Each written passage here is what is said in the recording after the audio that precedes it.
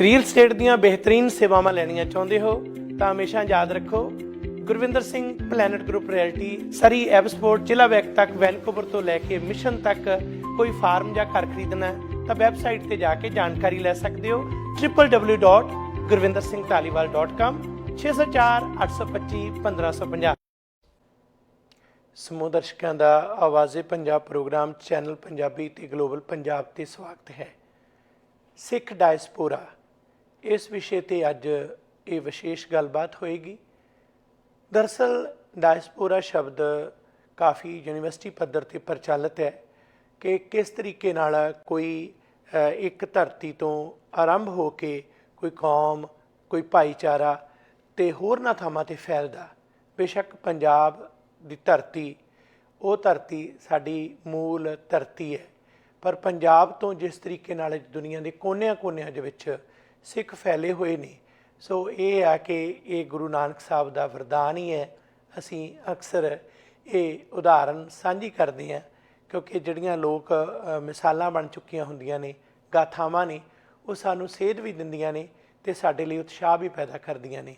ਜਿਵੇਂ ਕਿਹਾ ਜਾਂਦਾ ਹੈ ਕਿ ਗੁਰੂ ਨਾਨਕ ਸਾਹਿਬ ਉਹਨਾਂ ਦੇ ਨਾਲ ਭਾਈ ਮਰਦਾਨਾ ਜੀ ਇੱਕ ਨਗਰ ਗਏ ਅਤੇ ਉਸ ਨਗਰ ਦੇ ਵਿੱਚ ਜਿਹੜੇ ਲੋਕ ਵਸਨੀਕ ਸਨ ਉੱਥੋਂ ਦੇ, ਉਹ ਬੜੇ ਉਦਾਸੀਨ, ਨਿਰਾਸ਼ ਅਤੇ ਉਚਾਟ ਜੇ ਮਨ ਦੇ ਪ੍ਰਤੀਕ ਸਨ, ਜਿਨ੍ਹਾਂ ਨੇ ਬਹੁਤਾ ਉਤਸ਼ਾਹ ਨਾ ਦਿਖਾਇਆ। ਅਤੇ ਜਾਂਦੇ ਹੋਏ ਗੁਰੂ ਸਾਹਿਬ ਉਸ ਨਗਰ 'ਚੋਂ ਬਾਹਰ ਨਿਕਲੇ ਅਤੇ ਭਾਈ ਮਰਦਾਨਾ ਜੀ ਉਸ ਵੇਲੇ ਇਸ ਗੱਲ ਨੂੰ ਦੁਹਰਾਉਂਦੇ ਹੋਏ ਆਖਦੇ ਨੇ ਕਿ ਜੋ ਇਹ ਕੱਲ੍ਹ ਦਾ ਦੇਖਿਆ ਇਹਨਾਂ ਸਾਰੇ ਲੋਕਾਂ ਦਾ ਸੁਭਾਅ ਕਿਰਦਾਰ, ਤੁਸੀਂ ਆਪ ਜੀ ਕੀ ਬਚਨ ਕਰਨਾ ਚਾਹੋਗੇ?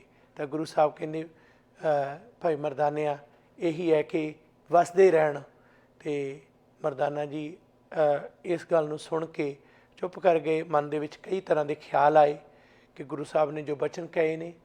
ਇਸ ਤੋਂ ਬਾਅਦ ਇੱਕ ਹੋਰ ਨਗਰ ਜਿੱਥੇ ਗਏ ਅਤੇ ਲੋਕਾਂ ਨੇ ਗੁਣਾਂ ਦੇ ਗਾਹਕ ਹੁੰਦਿਆਂ ਹੋਇਆਂ ਸਤਿਕਾਰ ਦਿੱਤਾ, ਗੁਰੂ ਸਾਹਿਬ ਦੀਆਂ ਜੋ ਬਖਸ਼ਿਸ਼ਾਂ ਸਨ ਉਹਨਾਂ ਦਾ ਆਨੰਦ ਮਾਣਿਆ। ਸਤਿਕਾਰ ਦੇ ਨਾਲ ਨਾਲ, ਸੇਵਾ ਦੇ ਨਾਲ ਨਾਲ ਬਚਨ ਵੀ ਜਿਹੜੇ ਕਮਾਏ। ਅਤੇ ਗੁਰੂ ਸਾਹਿਬ ਉੱਥੇ ਠਹਿਰਨ ਤੋਂ ਬਾਅਦ ਜਦੋਂ ਉਸ ਨਗਰ ਤੋਂ ਕੂਚ ਕਰਨ ਲੱਗੇ ਤਾਂ ਮਰਦਾਨਾ ਜੀ ਫਿਰ ਕਹਿਣ ਲੱਗੇ, ਆਪ ਜੀ ਇਹਨਾਂ ਲੋਕਾਂ ਦੇ ਵਾਸਤੇ ਕੋਈ ਬਚਨ ਕਰੋਗੇ? ਤਾਂ ਗੁਰੂ ਸਾਹਿਬ ਕਹਿਣ ਲੱਗੇ ਕਿ ਭਾਈ ਇਹੀ ਬਚਨ ਹੈ ਕਿ ਇਹ ਲੋਕ ਉੱਜੜ ਜਾਣ। ਅਤੇ ਇਹ ਗੱਲ ਬੜੀ ਹੈਰਾਨੀਜਨਕ ਸੀ ਭਾਈ ਮਰਦਾਨਾ ਜੀ ਲਈ, ਅਤੇ ਸਵਾਲ ਵੀ ਖੜ੍ਹੇ ਕਰਦੀ ਸੀ ਕਿ ਜਿਨ੍ਹਾਂ ਨੇ ਸੇਵਾ ਨਹੀਂ ਕੀਤੀ, ਸਤਿਕਾਰ ਨਹੀਂ ਕੀਤਾ, ਉਹਨਾਂ ਨੂੰ ਵਸਦੇ ਰਹਿਣਾ ਇਹ ਜਿਹੜਾ ਬਚਨ ਕੀਤਾ। ਅਤੇ ਜਿਹੜੇ ਲੋਕਾਂ ਨੇ ਸਤਿਕਾਰ, ਸੇਵਾ ਕੀਤੀ, ਉਹਨਾਂ ਲਈ ਇਹ ਬਚਨ ਕਿ ਉੱਜੜ ਜਾਓ। ਅਤੇ ਇਸ ਦਾ ਭਾਵ ਚਿੰਤਨ ਜਿਹੜਾ ਹੈ, ਜਦੋਂ ਗੁਰੂ ਸਾਹਿਬ ਨੇ ਵਿਆਖਿਆ ਕਰਕੇ ਦੱਸਿਆ, ਭਾਈ ਉਹ ਲੋਕ ਜਿਹੜੇ ਦੁਰਗੰਧ ਹੀ ਫੈਲਾਉਂਦੇ ਨੇ ਜਾਂ ਜਿਨ੍ਹਾਂ ਦੇ ਨਾਲ ਫੈਲਣ ਦੇ ਨੁਕਸਾਨ ਹੀ ਹੁੰਦਾ, ਜਿਨ੍ਹਾਂ ਦੀ ਸੋਚ ਇਸ ਤਰ੍ਹਾਂ ਦੀ ਹੈ ਕਿ ਉਹ ਕਿਤੇ ਵੀ ਕੋਈ ਭਲਾ ਨਹੀਂ ਕਰ ਸਕਦੇ, ਚੰਗਾ ਉਹ ਜਿੱਥੇ ਬੈਠੇ ਆ ਉੱਥੇ ਬੈਠੇ ਰਹਿਣ। ਪਰ ਉਹ ਲੋਕ ਜਿਨ੍ਹਾਂ ਦੇ ਕੋਲ ਸੁਗੰਧੀ ਹੈ, ਮਹਿਕ ਹੈ, ਉਹ ਫੈਲਣੀ ਚਾਹੀਦੀ ਹੈ। ਉਹ ਵਾਰ-ਵਾਰ ਦੂਰ ਦੁਰਾਡੇ ਵੀ ਜਾਣਗੇ, ਜਿੱਥੇ ਵੀ ਜਾਣਗੇ ਉਹ ਸਨੇਹ ਨੂੰ ਲੈ ਕੇ ਜਾਣਗੇ। ਇਸ ਕਰਕੇ ਚੰਗਾ ਬੰਦਾ ਇਸ ਤਰੀਕੇ ਨਾਲ ਜਿਹੜਾ ਵਿਚਰਦਾ ਚੱਕਰਵਰਤੀ ਠੀਕ ਹੈ। ਸੋ ਕਈ ਵਾਰ ਜਾਪਦਾ ਕਿ ਉਹ ਸਾਰੇ ਜਿਹੜੇ ਦੁਨੀਆ 'ਚ ਸਿੱਖ ਡਾਇਸਪੋਰਾ ਹੈ, ਇਹ ਗੁਰੂ ਸਾਹਿਬ ਦੇ ਉਹਨਾਂ ਬਚਨਾਂ ਦਾ ਹੀ ਬਖਸ਼ਿਸ਼ ਹੈ ਕਿ ਉੱਜੜ ਜਾਓ, ਤਾਂ ਕਿ ਜਿੱਥੇ ਜਿੱਥੇ ਜਾਓਗੇ ਉੱਥੇ ਖੁਸ਼ਬੂ ਮਹਿਕ ਫੈਲਾਓਗੇ। ਹੁਣ ਅਸੀਂ ਗੱਲ ਕਰਦੇ ਹਾਂ ਕਿ ਜਦੋਂ ਦੇਸ਼ ਦੇ ਇਤਿਹਾਸ ਨੂੰ ਦੇਖੀਏ ਤਾਂ ਪੰਜਾਬ ਦੇਸ਼ ਪਹਿਲਾਂ ਜਿੱਥੇ ਕਿ ਮੁਗਲਾਂ ਦਾ ਕਬਜ਼ਾ ਰਿਹਾ, ਫਿਰ ਸ਼ੇਰੇ ਪੰਜਾਬ ਮਹਾਰਾਜਾ ਰਣਜੀਤ ਸਿੰਘ ਤੱਕ, ਬੰਦਾ ਸਿੰਘ ਬਹਾਦਰ ਤੋਂ ਬਾਅਦ ਜਿਸ ਤਰੀਕੇ ਨਾਲ ਖਾਲਸਾ ਰਾਜ ਕਾਇਮ ਹੋਇਆ, ਇੱਕ ਬੜੀਆਂ ਬਰਕਤਾਂ ਬਖਸ਼ਿਸ਼ਾਂ ਸਨ, ਉਹ ਸਾਰੀਆਂ ਮਿਸਾਲਾਂ ਕਮਾਲ ਦੀਆਂ ਸਨ। ਉਹ ਇੱਕ ਲੰਮਾ ਸਫ਼ਰ ਸੀ। ਉਸ ਦੀ ਸੁਨਹਿਰੀ ਇਤਿਹਾਸ ਦੀ ਗਾਥਾ ਸਾਨੂੰ ਕਰਨੀ ਬਣਦੀ ਵੀ ਹੈ, ਚਾਹੀਦੀ ਵੀ ਹੈ। ਪਰ ਫਿਰ ਬ੍ਰਿਟਿਸ਼ ਇੰਡੀਆ ਜਿਹੜਾ ਹਿੰਦੁਸਤਾਨੀ ਸਾਮਰਾਜ ਜਿਹੜਾ ਸੀ ਅੰਗਰੇਜ਼ਾਂ ਦੇ ਅਧੀਨ, ਉਸ ਨੇ ਹਮਲਾ ਕਰਕੇ ਦੇਸ਼ ਪੰਜਾਬ ਖਾਲਸਾ ਰਾਜ ਨੂੰ ਕਿਸ ਤਰੀਕੇ ਨਾਲ ਉਸ ਦੀ ਸੋਵਰਨਟੀ ਖੋਈ ਅਤੇ ਉਸ ਪੰਜਾਬ ਦੀ ਧਰਤੀ 'ਤੇ ਉਹਨਾਂ ਦਾ ਕਬਜ਼ਾ ਹੋ ਗਿਆ। ਇਸੇ ਦੌਰਾਨ ਦੁਨੀਆ ਦੇ ਵੱਖ-ਵੱਖ ਹਿੱਸਿਆਂ ਦੇ ਵਿੱਚ ਸਿੱਖ ਜਾਂਦੇ ਰਹੇ। ਸਿੰਗਾਪੁਰ ਦੀ ਗੱਲ ਕਰੀਏ, ਮਲਾਇਆ ਦੀ ਗੱਲ ਕਰੀਏ, ਜਾਂ ਅੰਗਰੇਜ਼ਾਂ ਦੀ ਫੌਜ ਦੇ ਵਿੱਚ ਵੀ ਉਸ ਵੇਲੇ ਜਿਹੜੇ ਸਿਪਾਹੀ ਭਰਤੀ ਹੋਏ, ਉਹਨਾਂ ਨੂੰ ਨੌਕਰੀਆਂ ਲਈ ਭੇਜਿਆ ਗਿਆ। ਉਹਨਾਂ ਦੇ ਵਿੱਚ ਵੀ ਸਿੱਖ ਸਨ, ਸਾਬਕਾ ਫੌਜੀ ਸਨ, ਫੈਲਦੇ ਗਏ। ਜੇਕਰ ਅਸੀਂ ਵੱਖ-ਵੱਖ ਛੋਟੇ-ਛੋਟੇ ਦੇਸ਼ਾਂ ਦੀ ਗੱਲ ਕਰੀਏ ਉਹਨਾਂ ਦੇ ਵਿੱਚ ਸਨ। ਪਰ 20ਵੀਂ ਸਦੀ ਦੇ ਆਰੰਭ ਦੇ ਵਿੱਚ ਅਮਰੀਕਾ, ਕੈਨੇਡਾ ਜਾਂ ਹੋਰਨਾਂ ਥਾਵਾਂ 'ਤੇ ਇੰਗਲੈਂਡ, ਵੱਖ-ਵੱਖ ਦੇਸ਼ਾਂ 'ਤੇ ਸਿੱਖ ਫੈਲਦੇ ਗਏ ਅਤੇ ਇਹ ਫੈਲਾਓ ਜਿਹੜਾ ਹੈ ਅੱਜ ਦੁਨੀਆ ਭਰ ਦੇ ਵਿੱਚ ਸਿੱਖ ਡਾਇਸਪੋਰਾ ਜਿਹੜਾ ਹੈ ਅਨੇਕਾਂ ਦੇਸ਼ਾਂ ਦੇ ਵਿੱਚ ਹੈ ਅਤੇ ਇਹਨਾਂ ਦੀ ਗਿਣਤੀ ਵੀ ਕਈ ਜਿਹੜੀ ਆ ਮਿਲੀਅਨ ਜਿਹੜੇ ਸਿੱਖ ਵਸ ਰਹੇ ਨੇ। ਜੇ ਕੁੱਲ ਆਬਾਦੀ ਦੇਖੀਏ ਸਿੱਖਾਂ ਦੀ ਪੰਜਾਬ ਦੀ, ਉਹਦੇ ਬਰਾਬਰ ਹੀ ਜਿਹੜੀ ਹੈ ਵਿਦੇਸ਼ਾਂ 'ਚ ਸਿੱਖਾਂ ਦੀ ਆਬਾਦੀ ਚਲੀ ਜਾਂਦੀ ਹੈ। ਹੁਣ ਇੱਥੇ ਇਹ ਗੱਲ ਦੇਖਣ ਵਾਲੀ ਹੈ ਕਿ ਉਸੇ ਦੇ ਵਿੱਚੋਂ ਇੱਕ ਹਿੱਸਾ ਇਹ ਹੈ ਉੱਤਰੀ ਅਮਰੀਕਾ ਦਾ, ਜਿੱਥੇ ਸਾਡੇ ਬਜ਼ੁਰਗ ਆਏ ਅਤੇ ਆ ਕੇ ਉਹਨਾਂ ਨੇ ਇੱਥੇ ਬੇਸ਼ੱਕ ਸਾਬਕਾ ਫੌਜੀ ਦੇ ਰੂਪ 'ਚ ਆਏ, ਪਰ ਫਿਰ ਆ ਕੇ ਇੱਕ ਲਾਈਨ ਖਿੱਚੀ। ਉਹ ਲਾਈਨ ਜੋ ਖਿੱਚੀ ਉਹਦੀ ਇੱਕ ਮਿਸਾਲ ਇਹ ਹੈ ਕਿ ਕੈਨੇਡਾ ਦੀ ਧਰਤੀ 'ਤੇ ਜੋ ਗੁਰਦੁਆਰਾ ਖਾਲਸਾ ਦੀਵਾਨ ਸੁਸਾਇਟੀ ਸਥਾਪਿਤ ਕੀਤਾ, ਸਿੰਘ ਸਭਾ ਲਹਿਰ ਦੇ ਖਾਲਸਾ ਦੀਵਾਨ ਜਿਹੜੇ ਸਨ, ਚੀਫ ਖਾਲਸਾ ਦੀਵਾਨ ਵੀ ਜਿਨ੍ਹਾਂ 'ਚੋਂ ਇੱਕ ਹਿੱਸਾ ਬਣਿਆ, ਇਹ ਸਾਰੇ ਉਸ ਲਹਿਰ ਦਾ ਹਿੱਸਾ ਸਨ। ਪਰ ਉਹਨਾਂ ਦੇ ਵਿੱਚੋਂ ਵਿੱਦਿਆ ਪਸਾਰ ਲਈ ਬਾਹਰ ਜਾ ਕੇ ਆਪਣੀਆਂ ਸੰਸਥਾਵਾਂ ਬਣਾਉਣੀਆਂ, ਧਾਰਮਿਕ ਜਿਹੜੀ ਆ ਆਪਣੀ ਸੇਵਾ ਭਾਵਨਾ ਨੂੰ ਕਾਇਮ ਰੱਖਣਾ, ਨਾਲ ਸਮਾਜਿਕ ਸੁਚੇਤ ਹੋਣਾ, ਨਸਲਵਾਦ ਦੇ ਖਿਲਾਫ ਲੜਨਾ, ਬਸਤੀਵਾਦ ਨੂੰ ਚੁਣੌਤੀ ਦੇਣੀ। ਸੋ ਇੱਥੇ ਆ ਕੇ ਜਿਨ੍ਹਾਂ ਦੇ ਵਿੱਚੋਂ ਮਹਾਨ ਸਾਡੇ ਸਤਿਕਾਰਯੋਗ ਸ਼ਖਸੀਅਤ ਸੰਤ ਤੇਜਾ ਸਿੰਘ, ਜਿਨ੍ਹਾਂ ਨੂੰ ਪ੍ਰੋਫੈਸਰ ਤੇਜਾ ਸਿੰਘ ਜਾਂ ਭਾਈ ਤੇਜਾ ਸਿੰਘ ਕਿਹਾ ਜਾਂਦਾ, ਪ੍ਰਿੰਸੀਪਲ ਤੇਜਾ ਸਿੰਘ, ਉਹ ਬਾਹਰ ਆਏ। ਸੰਤ ਅਤਰ ਸਿੰਘ ਮਸਤੂਆਣਾ ਉਹਨਾਂ ਦੇ ਉਹਨਾਂ ਦੇ ਪ੍ਰੇਰਨਾ ਦੇ ਨਾਲ ਬਾਹਰ ਉਹਨਾਂ ਨੂੰ ਭੇਜਿਆ ਗਿਆ। ਬੇਸ਼ੱਕ ਉਹ ਬਾਅਦ ਦੇ ਵਿੱਚ ਵੀ ਆਪਣੇ ਆਪ ਨੂੰ ਪ੍ਰੋਫੈਸਰ ਦੇ ਤੌਰ 'ਤੇ ਹੀ ਅਖਵਾਉਂਦੇ ਰਹੇ ਅਤੇ ਮੁੜ ਕੇ ਇਹ ਗੱਲ ਵੀ ਐਲਾਨੀਆ ਤੌਰ 'ਤੇ ਹੋਈ ਕਿ ਉਹ ਭਾਈ ਤੇਜਾ ਸਿੰਘ, ਪ੍ਰੋਫੈਸਰ ਤੇਜਾ ਸਿੰਘ ਕਰਕੇ ਜਾਣੇ ਜਾਂਦੇ ਰਹੇ। ਪਰ ਸ਼ਰਧਾ ਵਸ ਅਸੀਂ ਉਹਨਾਂ ਨੂੰ ਸੰਤ ਵੀ ਆਖਦੇ ਹਾਂ। ਉਹਨਾਂ ਦੇ ਵਿੱਚ ਉਹ ਗੁਣ ਸਨ ਜਿਹੜੇ ਗੁਰਬਾਣੀ ਦੇ ਅਨੁਸਾਰ ਸੰਤ ਦੇ ਕਿਰਦਾਰ ਦੇ ਸਨ, ਪਰ ਫਿਰ ਵੀ ਸੰਤ ਅਖਵਾਉਣ ਤੋਂ ਉਹ ਗੁਰੇਜ਼ ਕਰਦੇ ਸਨ।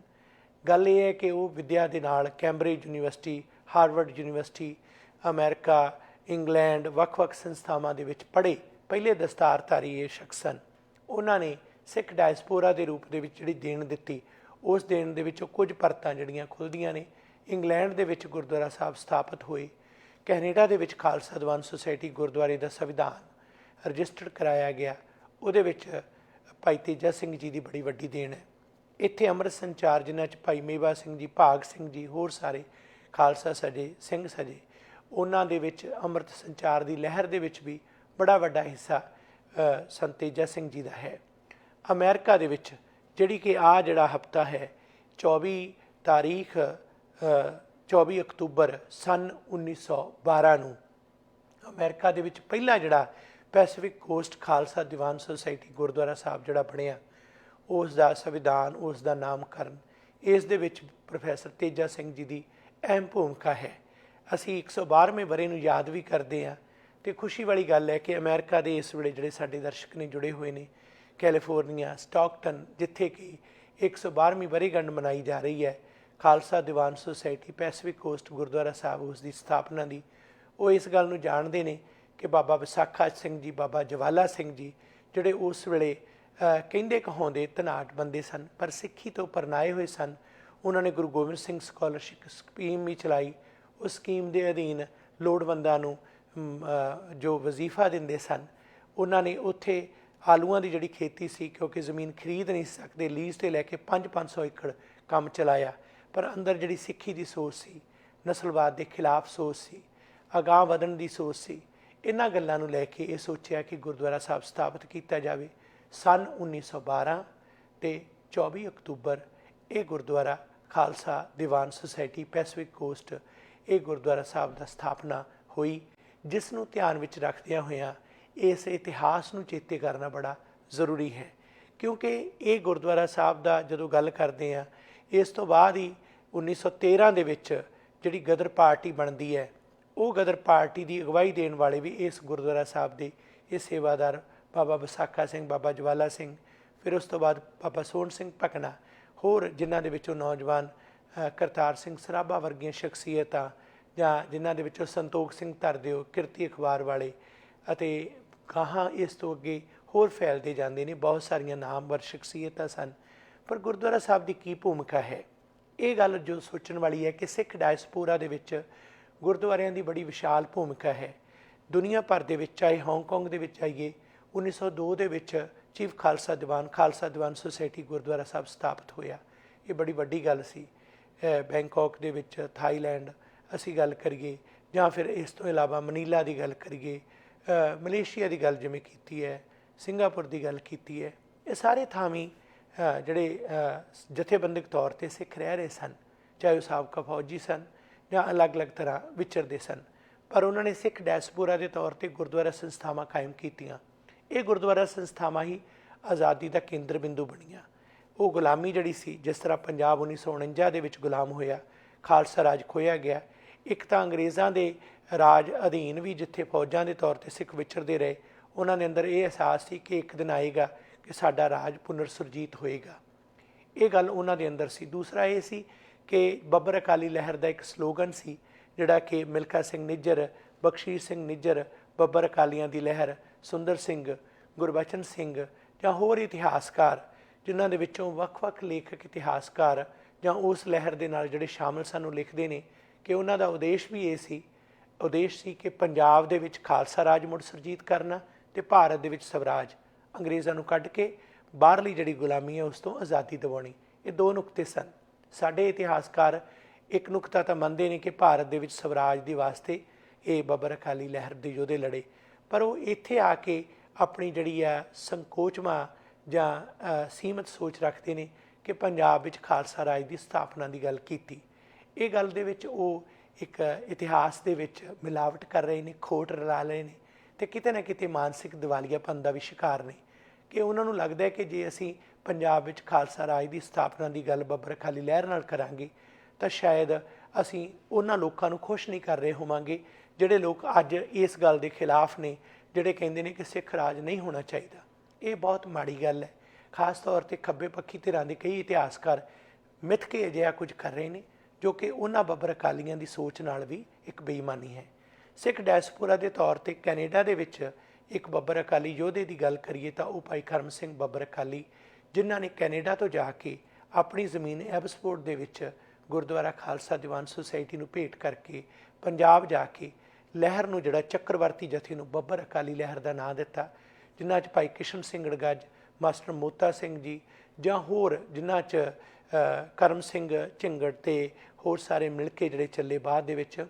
ਇਹ ਜੋ ਕਰਮ ਸਿੰਘ ਬੱਬਰ ਅਕਾਲੀ ਸਨ, ਇਹਨਾਂ ਦਾ ਨਾਂ ਪਹਿਲਾਂ ਨਰੈਣ ਸਿੰਘ ਸੀ, ਅੰਮ੍ਰਿਤਧਾਰੀ ਚੜ੍ਹਦੀ ਕਲਾ ਵਾਲੇ, ਜਿਨ੍ਹਾਂ ਨੇ ਬੱਬਰ ਅਕਾਲੀ ਲਹਿਰ ਦੇ ਵਿੱਚ ਬੱਬਰ ਅਕਾਲੀ ਦੁਆਬਾ ਅਖਬਾਰ ਚਲਾਇਆ, ਉਸ 'ਤੇ ਹੀ ਲਹਿਰ ਦਾ ਨਾਂ ਪਿਆ। ਅਤੇ ਉਸ ਦਾ ਜਿਹੜਾ ਮੁੱਖ ਮਕਸਦ ਇੱਕ ਇਹ ਸੀ ਕਿ ਅਸੀਂ ਪੰਜਾਬ ਦੇ ਵਿੱਚ ਖਾਲਸਾ ਰਾਜ ਅਤੇ ਦੇਸ਼ ਦੇ ਵਿੱਚ ਸਵਰਾਜ ਸਥਾਪਿਤ ਕਰਨਾ। ਸੋ ਇਹ ਇੱਕ ਬੜੀ ਵੱਡੀ ਗੱਲ ਸੀ। ਜਿਹੜੇ ਅਮਰੀਕਾ ਦੇ ਵਿੱਚ ਜਦੋਂ ਖਾਲਸਾ ਦੀਵਾਨ ਸੁਸਾਇਟੀ ਕਾਇਮ ਹੋਈ ਅਤੇ ਉਸ ਨੇ ਨੀਂਹ ਰੱਖੀ ਗਦਰ ਪਾਰਟੀ ਦੀ, ਗਦਰ ਪਾਰਟੀ ਨੂੰ ਪ੍ਰੇਰਨਾ ਦੇਣ ਵਾਲੀ ਇਹ ਖਾਲਸਾ ਦੀਵਾਨ ਸੁਸਾਇਟੀ, ਗਦਰ ਪਾਰਟੀ ਦੇ ਲਈ ਅਗਵਾਈ ਦੇਣ ਵਾਲੀ ਇਹ ਖਾਲਸਾ ਦੀਵਾਨ ਸੁਸਾਇਟੀ। ਕਈ ਵਾਰ ਕਈ ਇਹੋ ਜਿਹੇ ਇਤਿਹਾਸਕਾਰ ਜਿਹੜੇ ਕੁਝ ਕੱਚ ਘੜ ਗੱਲਾਂ ਨੂੰ ਜਾਂ ਗਲਤ ਬਿਰਤਾਂਤ ਨੂੰ ਪੇਸ਼ ਕਰਨਾ ਚਾਹੁੰਦੇ ਨੇ, ਜਾਂ ਉਹਨਾਂ ਦੇ ਅੰਦਰ ਇੱਕ ਖਾਸ ਕਿਸਮ ਦੀ ਸੋਚ ਹੈ, ਉਹ ਇਸ ਗੱਲ ਨੂੰ ਦਰਕਿਨਾਰ ਕਰ ਦਿੰਦੇ ਨੇ ਕਿ Khalsa Diwan society Stockton California, ਉਹ ਤਾਂ ਇੱਕ ਗੁਰਦੁਆਰਾ ਸੀ, ਅਸਲ ਦੇ ਵਿੱਚ ਤਾਂ ਬੱਬਰ ਅਕਾਲੀ ਗਦਰ ਪਾਰਟੀ ਜਿਹੜੀ ਹੈ ਉਹ ਮੁੱਖ ਧਿਰ ਸੀ। ਨਹੀਂ, ਇੱਥੇ ਉਹ ਗਲਤ ਨੇ। ਗਦਰ ਪਾਰਟੀ 1913 ਦੇ ਵਿੱਚ ਬਣਦੀ ਹੈ, ਗਦਰ ਅਖਬਾਰ ਜਿਹੜਾ ਹੈ ਉਹ ਜਾ ਕੇ ਦਸੰਬਰ 1913 ਦੇ ਵਿੱਚ ਚੱਲਦਾ ਹੈ, ਪਰ ਇਹ ਜਿਹੜਾ ਗੁਰਦੁਆਰਾ ਇਹ 1912 ਦੇ ਵਿੱਚ 24 ਅਕਤੂਬਰ ਨੂੰ ਸਥਾਪਿਤ ਹੋ ਜਾਂਦਾ। ਉਸ ਤੋਂ ਪਹਿਲਾਂ ਇਸ ਲਈ ਜਗ੍ਹਾ ਲਈ ਜਾਂਦੀ ਹੈ, ਹੋਰ ਸੰਘਰਸ਼ ਹੁੰਦਾ। ਸੰਵਿਧਾਨ ਪ੍ਰੋਫੈਸਰ ਤੇਜਾ ਸਿੰਘ ਜੀ ਲਿਖਦੇ ਨੇ। ਉਸ ਵੇਲੇ ਦੀ ਇੱਕ ਗੱਲ ਹੈ ਕਿ ਇੱਕ ਉਹਨਾਂ ਦੇ ਵਿੱਚੋਂ ਹੀ ਗਦਰ ਪਾਰਟੀ ਦਾ ਲਿਖਾਰੀ ਹੈ, ਉਸਨੇ ਕਵਿਤਾ ਲਿਖੀ, ਸਾਨੂੰ ਲੋੜ ਨਾ ਗੁਰਦੁਆਰਿਆਂ ਦੀ ਜਾਂ ਹੋਰ, ਉੱਥੇ ਮੰਦਰਾਂ ਮਸਜਿਦਾਂ ਦਾ ਕਰਦੇ ਕਰਦੇ ਉਹ ਸਿੱਖੀ 'ਤੇ ਵੀ ਉਸ ਗੱਲ ਨੂੰ ਪੇਸ਼ ਕਰ ਰਿਹਾ। ਪਰ ਇਹ ਗੱਲ ਨੂੰ ਜਦੋਂ ਬਾਬਾ ਸੋਹਣ ਸਿੰਘ ਭਕਨਾ ਆਪਣੀ ਜੀਵਨੀ 'ਚ ਵੀ ਲਿਖਦੇ ਨੇ, ਕਈ ਹੋਰ ਹਵਾਲੇ ਵੀ ਨੇ, ਜਦੋਂ ਇਹ ਬਾਕੀਆਂ ਨੂੰ ਪਤਾ ਲੱਗੀ ਤਾਂ ਇਹ ਗੱਲ ਸੋਹਣ ਸਿੰਘ ਪੂਨੀ ਦੇ ਹਵਾਲੇ ਨਾਲ ਮੈਂ ਕਰ ਰਿਹਾ ਕਿ ਉਹਨਾਂ ਨੇ ਇਹ ਜ਼ਿਕਰ ਕੀਤਾ ਨਵੀਂ ਕਿਤਾਬ ਦੇ ਵਿੱਚ ਵੀ, ਜਿਹੜੇ ਅਮਰੀਕਾ ਦੇ ਗਦਰੀ ਯੋਧੇ, ਉਹਦੇ ਵਿੱਚ ਉਹ ਇਸ ਨੂੰ ਵਿਸਥਾਰ ਦੇਣਗੇ ਕਿ ਭਾਈ ਜਿਹੜਾ ਤੁਸੀਂ ਆਪਣੀਆਂ ਕਵਿਤਾਵਾਂ ਦੇ ਵਿੱਚ ਇਹ ਸਿੱਖਾਂ ਦੇ ਗੁਰਦੁਆਰਿਆਂ ਦੇ ਇਸ ਤਰ੍ਹਾਂ ਵੇਰਵੇ ਦੇ ਰਹੇ ਹੋ, ਗਲਤ ਆ, ਕਿਉਂਕਿ ਸਾਡੇ ਤਾਂ ਕੇਂਦਰ ਹੀ ਇਹ ਨੇ, ਸਾਡੀ ਤਾਂ ਸਥਾਪਨਾ ਹੀ ਇੱਥੋਂ ਹੋਈ ਹੈ। ਇਹ ਇਸ ਤਰ੍ਹਾਂ ਦੀ ਜਿਹੜੀ ਹੈ ਗਲਤ ਜਿਹੜੀ ਗੱਲਬਾਤ ਨਹੀਂ ਕਰਨੀ, ਕਿਉਂਕਿ ਸਟਾਕਟਨ ਗੁਰਦੁਆਰਾ ਸਾਹਿਬ ਨੇ ਮਤਾ ਵੀ ਪਾ ਦਿੱਤਾ ਸੀ ਕਿ ਜਿਹੜੇ ਮਨਮੁਖ ਕਿਸਮ ਦੇ ਲੋਕ ਨੇ, ਜਿਹੜੇ ਨਿੰਦਕ ਨੇ, ਇਹ ਸਾਨੂੰ ਪ੍ਰਵਾਨ ਨਹੀਂ। ਅਤੇ ਆਖਿਰਕਾਰ ਇਹ ਗੱਲ ਦੇ ਲਈ ਉਹਨਾਂ ਲੋਕਾਂ ਨੇ ਜਿਨ੍ਹਾਂ ਨੇ ਇਸ ਤਰ੍ਹਾਂ ਦੀ ਗੱਲ ਲਿਖੀ ਸੀ ਮਾਫੀ ਵੀ ਮੰਗੀ ਅਤੇ ਉਸ ਨੂੰ ਸੋਧਿਆ ਵੀ। ਪਰ ਹੁਣ ਫਿਰ ਉਹ ਤਾਕਤਾਂ ਭਾਰੂ ਨੇ, ਉਹ ਜਿਹੜੀ ਸਪਿਰਿਟ ਸੀ ਗੁਰਦੁਆਰਿਆਂ ਦੀ ਜਾਂ ਸਿੱਖੀ ਦੀ, ਉਸ ਨੂੰ ਕਹਿ ਦਿੰਦੇ ਨੇ ਕਿ ਇਹ ਤਾਂ ਜੀ ਸਿੱਖੀ ਦੀ ਗੱਲ ਬਹੁਤ ਕਰ ਰਹੇ ਨੇ, ਇਹ ਤਾਂ ਗਦਰ ਲਹਿਰ ਦੇ ਵਿੱਚ ਤਾਂ ਜਿਹੜੀ ਧਰਮ ਨਿਰਪੱਖਤਾ ਸੀ, ਉੱਥੇ ਸਾਂਝੀਵਾਲਤਾ ਸੀ, ਬਹੁਗਿਣਤੀ ਦੇ ਸਿੱਖ ਸਨ, ਪਰ ਜੇ ਕੋਈ ਮੁਸਲਮਾਨ ਜਾਂ ਹਿੰਦੂ ਵੀ ਟਾਵਾਂ ਸੀ ਉਸ ਨੂੰ ਵੀ ਸਤਿਕਾਰ ਦਿੱਤਾ ਜਾਂਦਾ ਸੀ। ਕਿਸੇ ਮਜ਼ਹਬ ਧੱਕੇ ਨਾਲ ਲਾਗੂ ਨਹੀਂ ਸੀ ਕੀਤਾ ਜਾਂਦਾ, ਜਿਵੇਂ ਕਿ ਹੁਣ ਪੋਲਰਾਈਜੇਸ਼ਨ ਇੰਡੀਅਨ ਸਟੇਟ ਦੇ ਬਾਰੇ ਕਿਹਾ ਜਾ ਰਿਹਾ ਕਿ ਹਿੰਦੂ ਰਾਸ਼ਟਰ ਹੈ, ਇਹ ਧੱਕੇ ਨਾਲ ਕਿਹਾ ਜਾ ਰਿਹਾ। ਇੱਦਾਂ ਨਹੀਂ ਹੋਇਆ। ਮਹਾਰਾਜਾ ਰਣਜੀਤ ਸਿੰਘ ਵੇਲੇ ਵੀ ਇੱਦਾਂ ਨਹੀਂ ਹੋਇਆ। ਕਦੇ ਕਿਸੇ ਨੂੰ ਧੱਕੇ ਨਾਲ ਸਿੱਖ ਨਹੀਂ ਸੀ ਬਣਾਇਆ ਗਿਆ, ਬਲਕਿ ਸਿੱਖ ਘੱਟ ਗਿਣਤੀ 'ਚ ਸਨ, ਮੁਸਲਮਾਨ ਅਤੇ ਹਿੰਦੂ ਬਹੁ ਗਿਣਤੀ 'ਚ ਸਨ। ਦੋ ਹੀ ਵੱਡੀਆਂ ਕੌਮਾਂ ਸਨ, ਸਿੱਖ ਭਾਈਚਾਰਾ ਛੋਟਾ ਸੀ, ਪਰ ਅਗਵਾਈ ਜਿਹੜੀ ਹੈ ਰਾਜਨੀਤਿਕ ਤੌਰ 'ਤੇ ਦੇ ਰਿਹਾ ਸੀ। ਇਸੇ ਕਾਰਨ ਹੀ ਮੁਸਲਮਾਨਾਂ ਨੇ ਲਾਹੌਰ ਤੋਂ ਆ ਕੇ ਜਾਂ ਉੱਥੇ ਰਹਿੰਦੇ ਹਿੰਦੂਆਂ ਨੇ ਕਿਹਾ ਕਿ ਇੱਥੇ ਵੀ ਖਾਲਸਾ ਰਾਜ ਜਿਹੜਾ ਫੈਲਾਓ। ਇਹ ਸੱਦਾ ਦਿੱਤਾ ਮਹਾਰਾਜਾ ਰਣਜੀਤ ਸਿੰਘ ਨੂੰ। ਇਹ ਇਤਿਹਾਸ ਹੈ, ਘੜੀਆਂ ਗੱਲਾਂ ਨਹੀਂ, ਕਿਉਂਕਿ ਸਿੱਖ ਰਾਜ ਜਦੋਂ ਵੀ ਹੋਇਆ ਧੱਕੇ ਨਾਲ ਕਿਸੇ ਨੂੰ ਬਦਲਿਆ ਨਹੀਂ ਗਿਆ। ਕਮਜ਼ੋਰਾਂ, ਨਾਚਾਰ, ਲਤਾੜੇ ਹੋਏ ਲੋਕਾਂ ਨੂੰ ਆਵਾਜ਼ ਦਿੱਤੀ ਗਈ। ਬੰਦਾ ਸਿੰਘ ਬਹਾਦਰ ਤੋਂ ਵੱਡੀ ਮਿਸਾਲ ਕੀ ਹੈ? ਜਰਵਾਣਿਆਂ ਦਾ ਟਾਕਰਾ ਕਰਨ ਲਈ, ਬੁਰਜੁਆ ਢਾਂਚਾ ਢਹਿ ਢੇਰੀ ਕਰਨ ਲਈ, ਜਿਹਨੂੰ ਅੱਜ ਪ੍ਰਲੋਤਰੀ ਸ਼ਬਦ ਜਾਂ ਹੋਰ ਕਈ ਤਰ੍ਹਾਂ ਦੇ ਜਿਹੜੇ ਸ਼ਬਦ ਘੜੇ ਜਾਂਦੇ ਨੇ, ਅਸਲ 'ਚ ਤਾਂ ਇਦੋਂ ਪਹਿਲਾਂ ਇਹ ਬਾਬਾ ਬੰਦਾ ਸਿੰਘ ਬਹਾਦਰ ਨੇ ਨਹੀਂ ਰੱਖ ਦਿੱਤੀ ਸੀ ਹਲਵਾਕਾਂ ਨੂੰ ਜ਼ਮੀਨਾਂ ਦੇ ਮਾਲਕ ਬਣਾ ਕੇ। ਇਸ ਤੋਂ ਵੱਡੀ ਮਿਸਾਲ ਕੀ ਹੋ ਸਕਦੀ ਹੈ? ਸੋ ਇਹ ਗੱਲ ਜਿਹੜੀ ਹੈ ਕਿਸੇ ਵੀ ਪੱਧਰ 'ਤੇ ਨਹੀਂ ਕਿ ਗਦਰ ਲਹਿਰ ਦੇ ਵਿੱਚ ਇਹ ਧੱਕੇ ਨਾਲ ਕਿਹਾ ਜਾਵੇ ਕਿ ਤੁਸੀਂ ਸਾਰੇ ਸਿੱਖੀ ਦੇ ਅਨੁਆਈ ਹੋਵੋ। ਜਿਹੜਾ ਜੋ ਮੰਨਦਾ ਸੀ ਸਤਿਕਾਰ ਸੀ, ਪਰ ਬਹੁਗਿਣਤੀ ਸਿੱਖ ਸਨ, ਬਹੁਗਿਣਤੀ ਦਸਤਾਰਧਾਰੀ ਸਨ, ਬਹੁਗਿਣਤੀ ਅੰਮ੍ਰਿਤਧਾਰੀ ਸਨ। ਇਹ ਸੱਚ ਹੈ। ਜਿਨ੍ਹਾਂ ਦੇ ਉੱਪਰ ਬਾਹਰੋਂ ਜਿਵੇਂ ਜਿਵੇਂ ਬਾਅਦ ਦੇ ਵਿੱਚ ਪ੍ਰਭਾਵ ਵਧਾਇਆ ਗਿਆ, ਜਿਸ ਤਰ੍ਹਾਂ ਜਦੋਂ ਬਾਬਾ ਸੋਹਣ ਸਿੰਘ ਭਕਨਾ ਦੇ ਜਾਣ ਤੋਂ ਬਾਅਦ ਭਗਵਾਨ ਸਿੰਘ ਪ੍ਰੀਤਮ ਇਸ ਦੇ ਪ੍ਰਧਾਨ ਬਣਦੇ ਆ, ਉਸ ਤੋਂ ਬਾਅਦ ਫਿਰ ਕੀ ਹੁੰਦਾ, ਰਾਮਚੰਦਰ ਨਾਂ ਦਾ ਜਿਹੜਾ ਵਿਅਕਤੀ ਹੈ ਉਹ ਗਦਰ ਅਖਬਾਰ ਆਪਣੇ ਨਾਂ ਲਿਖਾ ਲੈਂਦਾ। ਆਸ਼ਰਮ ਜਿਹੜਾ ਨਾਂ ਰੱਖਿਆ ਜਾਂਦਾ ਉਹਦਾ, ਉਸ ਦੀ ਜਿਵੇਂ ਰੂਪ ਰੇਖਾ ਲਿਖੀ ਜਾਂਦੀ ਹੈ, ਜਿਸ ਤਰ੍ਹਾਂ ਉਹ ਧੱਕਾ ਕਰਨਾ ਸ਼ੁਰੂ ਕਰਦਾ, ਜਿਸ ਤਰ੍ਹਾਂ ਉਹ ਕਰਪਸ਼ਨ ਕਰਦਾ, ਜਿਸ ਤਰ੍ਹਾਂ ਮਿੱਥ ਕੇ ਜਿਹੜਾ ਗਦਰ ਅਖਬਾਰ ਦੇ ਉੱਪਰ ਇੱਕ ਲਾਈਨ ਸੀ, ਜੋ ਤੋ ਪ੍ਰੇਮ ਖੇਲਣ ਕਾ ਚਾਓ, ਸਿਰ ਧਰ ਤਲੀ ਗਲੀ ਮੇਰੀ ਆਓ, ਇਹ ਤਾਂ ਮਾਰਗ ਪੈਰ ਤਰੀਜੇ, ਸਿਰ ਦੀਜੇ ਕਾਣ ਨਾ ਕੀਜੇ। ਇਹ ਗੁਰੂ ਨਾਨਕ ਸਾਹਿਬ ਦੇ ਪਾਵਨ ਸ਼ਬਦ ਦੇ ਵਿੱਚੋਂ ਸੀ, ਜੋ ਚਿੱਤ ਪ੍ਰੇਮ ਖੇਲਣ ਕਾ ਚਾਓ। ਇਸ ਦੇ ਵਿੱਚ ਇਹ ਲਫ਼ਜ਼ ਥੋੜ੍ਹੇ ਬਦਲਵੇਂ ਰੂਪ ਦੇ ਵਿੱਚ ਸਨ, ਪਰ ਅਸਲ ਦੇ ਵਿੱਚ ਪ੍ਰੇਰਨਾ ਜਿਹੜੀ ਸੀ ਉਹ ਗੁਰਸਿੱਖੀ ਦੀ ਸੀ। ਪਰ ਜਿਉਂ ਹੀ ਤਾਕਤ ਜਿਹੜੀ ਹੈ ਜਿਹੜੀ ਉਸ ਵੇਲੇ ਹਿੰਦੂਤਵਾ ਢਾਂਚੇ ਵਾਲੇ ਲੋਕਾਂ ਦੇ ਹੱਥ 'ਚ ਆਉਂਦੀ ਹੈ, ਤਾਂ ਉਹ ਖੂਬ ਲੜੀ ਮਰਦਾਨੀ ਝਾਂਸੀ ਵਾਲੀ ਰਾਣੀ ਥੀ ਬਦਲ ਕੇ ਬੰਦੇ ਮਾਤਰਮ ਸਾਰਾ ਕੁਝ ਲਿਖਦੇ ਹੋਏ ਉਹ ਗੁਰਬਾਣੀ ਦੀ ਲਾਈਨ ਹਟਾ ਦਿੰਦੇ ਨੇ। ਇੱਥੋਂ ਹੀ ਬੇਈਮਾਨੀ ਸ਼ੁਰੂ ਹੁੰਦੀ ਹੈ। ਰਾਮਚੰਦਰ ਵਰਗੇ ਜਿਹੜੇ ਲੋਕ ਨੇ ਪੈਰਲਲ ਆਪਣਾ ਧੜਾ ਖੜਾ ਕਰਦੇ ਨੇ, ਗਦਰ ਲਹਿਰ ਨੂੰ ਸੱਟ ਮਾਰਦੇ ਨੇ, ਗਦਰ ਪਾਰਟੀ ਦਾ ਨੁਕਸਾਨ ਕਰਦੇ ਨੇ।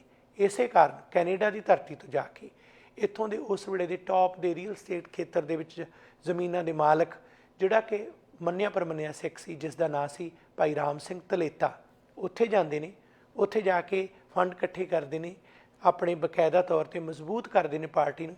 ਪਰ ਰਾਮਚੰਦਰ ਉਹਨਾਂ ਦੇ ਖਿਲਾਫ ਹੀ ਕੋਰਟ ਦੇ ਵਿੱਚ ਲੈ ਜਾਂਦਾ, ਉਹਨਾਂ ਨੂੰ ਬਾਹਰ ਕਰਨ ਦੀ ਕੋਸ਼ਿਸ਼ ਕਰਦਾ, ਪਾਰਟੀ ਨੂੰ ਨਿੱਜੀ ਜਾਇਦਾਦ ਬਣਾ ਲੈਂਦਾ, ਪੈਸੇ ਦੀ ਖੁਨਾਮੀ ਕਰਦਾ, ਜਿਸ ਦੇ ਬਾਰੇ ਪਹਿਲਾਂ ਵੀ ਇੱਕ ਜ਼ਿਕਰ ਹੈ ਕਿ ਗਦਰੀਆਂ ਦੇ ਪੈਸੇ ਜਦੋਂ ਮੁਕੱਦਮਿਆਂ 'ਤੇ ਲੜਨ ਵਾਸਤੇ ਵੀ ਭੇਜੇ ਜਾਂਦੇ ਸਨ। ਅਤੇ ਪੰਜਾਬ ਦੇ ਵਿੱਚ ਉਸ ਵੇਲੇ ਲਾਜਪਤ ਰਾਏ ਨਾਂ ਦਾ ਵਿਅਕਤੀ ਸੀ, ਜਿਹੜਾ ਉਸ ਵੇਲੇ ਵਕੀਲ ਸੀ। ਉਹਨੇ ਕੀ ਕੀਤਾ, ਉਹਨੇ ਗਦਰੀਆਂ ਦੇ ਫੰਡ ਖਾਧੇ ਅਤੇ ਉਹ ਪੈਸੇ ਖਾ ਕੇ ਜਿਸ ਤਰੀਕੇ ਨਾਲ ਜੋ ਉਸ ਨੇ ਉਹਨਾਂ ਗਦਰੀਆਂ ਦੇ ਨਾਲ ਧੱਕਾ ਕੀਤਾ, ਉਸ ਬਾਰੇ ਜਸਵੰਤ ਸਿੰਘ ਕਮਲ ਨਾਵਲਕਾਰ ਢੁੱਡੀ ਕੇ ਪਿੰਡ ਦੇ ਹੀ, ਜਿੱਥੋਂ ਦਾ ਇਹ ਰਹਿੰਦਾ ਸੀ, ਜਿਹੜੇ ਪਿੰਡ ਲਾਜਪਤ ਰਾਏ, ਜਿਸ ਨੂੰ ਪੰਜਾਬ ਕੇਸਰੀ ਕਿਹਾ ਜਾਂਦਾ, ਉਸ ਬਾਰੇ ਲਿਖਿਆ। ਇੱਥੇ ਹੀ ਨਹੀਂ, ਬਾਬਾ ਸੋਹਣ ਸਿੰਘ ਭਕਨਾ ਨੇ ਵੀ ਲਿਖਿਆ।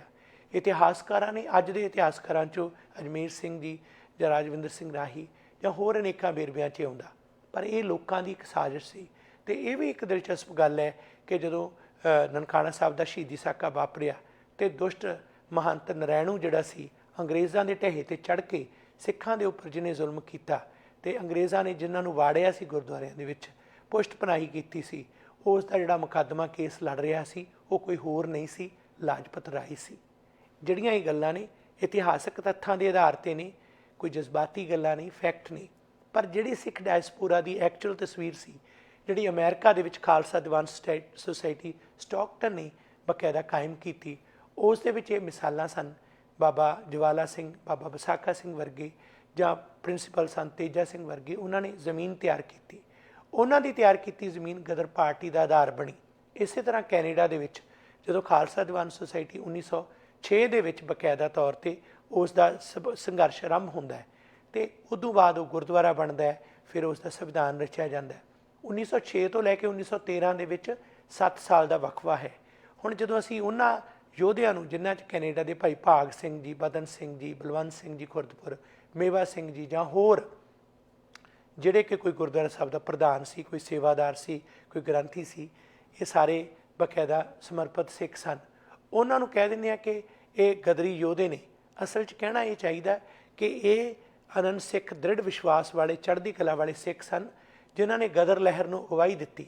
ਸੋ ਇਹ ਖਾਲਸਾ ਦੀਵਾਨ ਸੁਸਾਇਟੀਆਂ, ਸਾਡੇ ਗੁਰਦੁਆਰੇ ਸਿੱਖ ਡਾਇਸਪੋਰਾ ਦੇ ਲਈ ਇਕੱਲੇ ਸਿੱਖਾਂ ਦੇ ਪ੍ਰਚਾਰ ਦਾ ਕੇਂਦਰ ਨਹੀਂ ਸਨ, ਆਜ਼ਾਦੀ ਦੇ ਸੰਘਰਸ਼ ਦਾ ਕੇਂਦਰ ਵੀ ਸਨ। ਸਰਕਾਰੀ ਨਫ਼ਰਤ ਦੇ ਖਿਲਾਫ ਲੜਨ ਵਾਲੇ ਸਨ, ਇਸਟੈਬਲਿਸ਼ਮੈਂਟ ਦੇ ਵਿਰੋਧੀ ਸਨ ਅਤੇ ਜੋ ਸਮੇਂ ਦੇ ਹਾਕਮ ਸਨ ਉਹਨਾਂ ਖਿਲਾਫ ਲੜਨ ਵਾਲੇ ਸਨ। ਇਹਨਾਂ ਨੇ ਹੀ ਅੱਗੇ ਗਦਰ ਲਹਿਰ ਨੂੰ ਡਾਇਰੈਕਸ਼ਨ ਦਿੱਤੀ। ਇਹਨਾਂ ਨੇ ਅਗਵਾਈ ਵੱਖ-ਵੱਖ ਹੋਰਨਾਂ ਮੋਰਚਿਆਂ 'ਤੇ ਦਿੱਤੀ।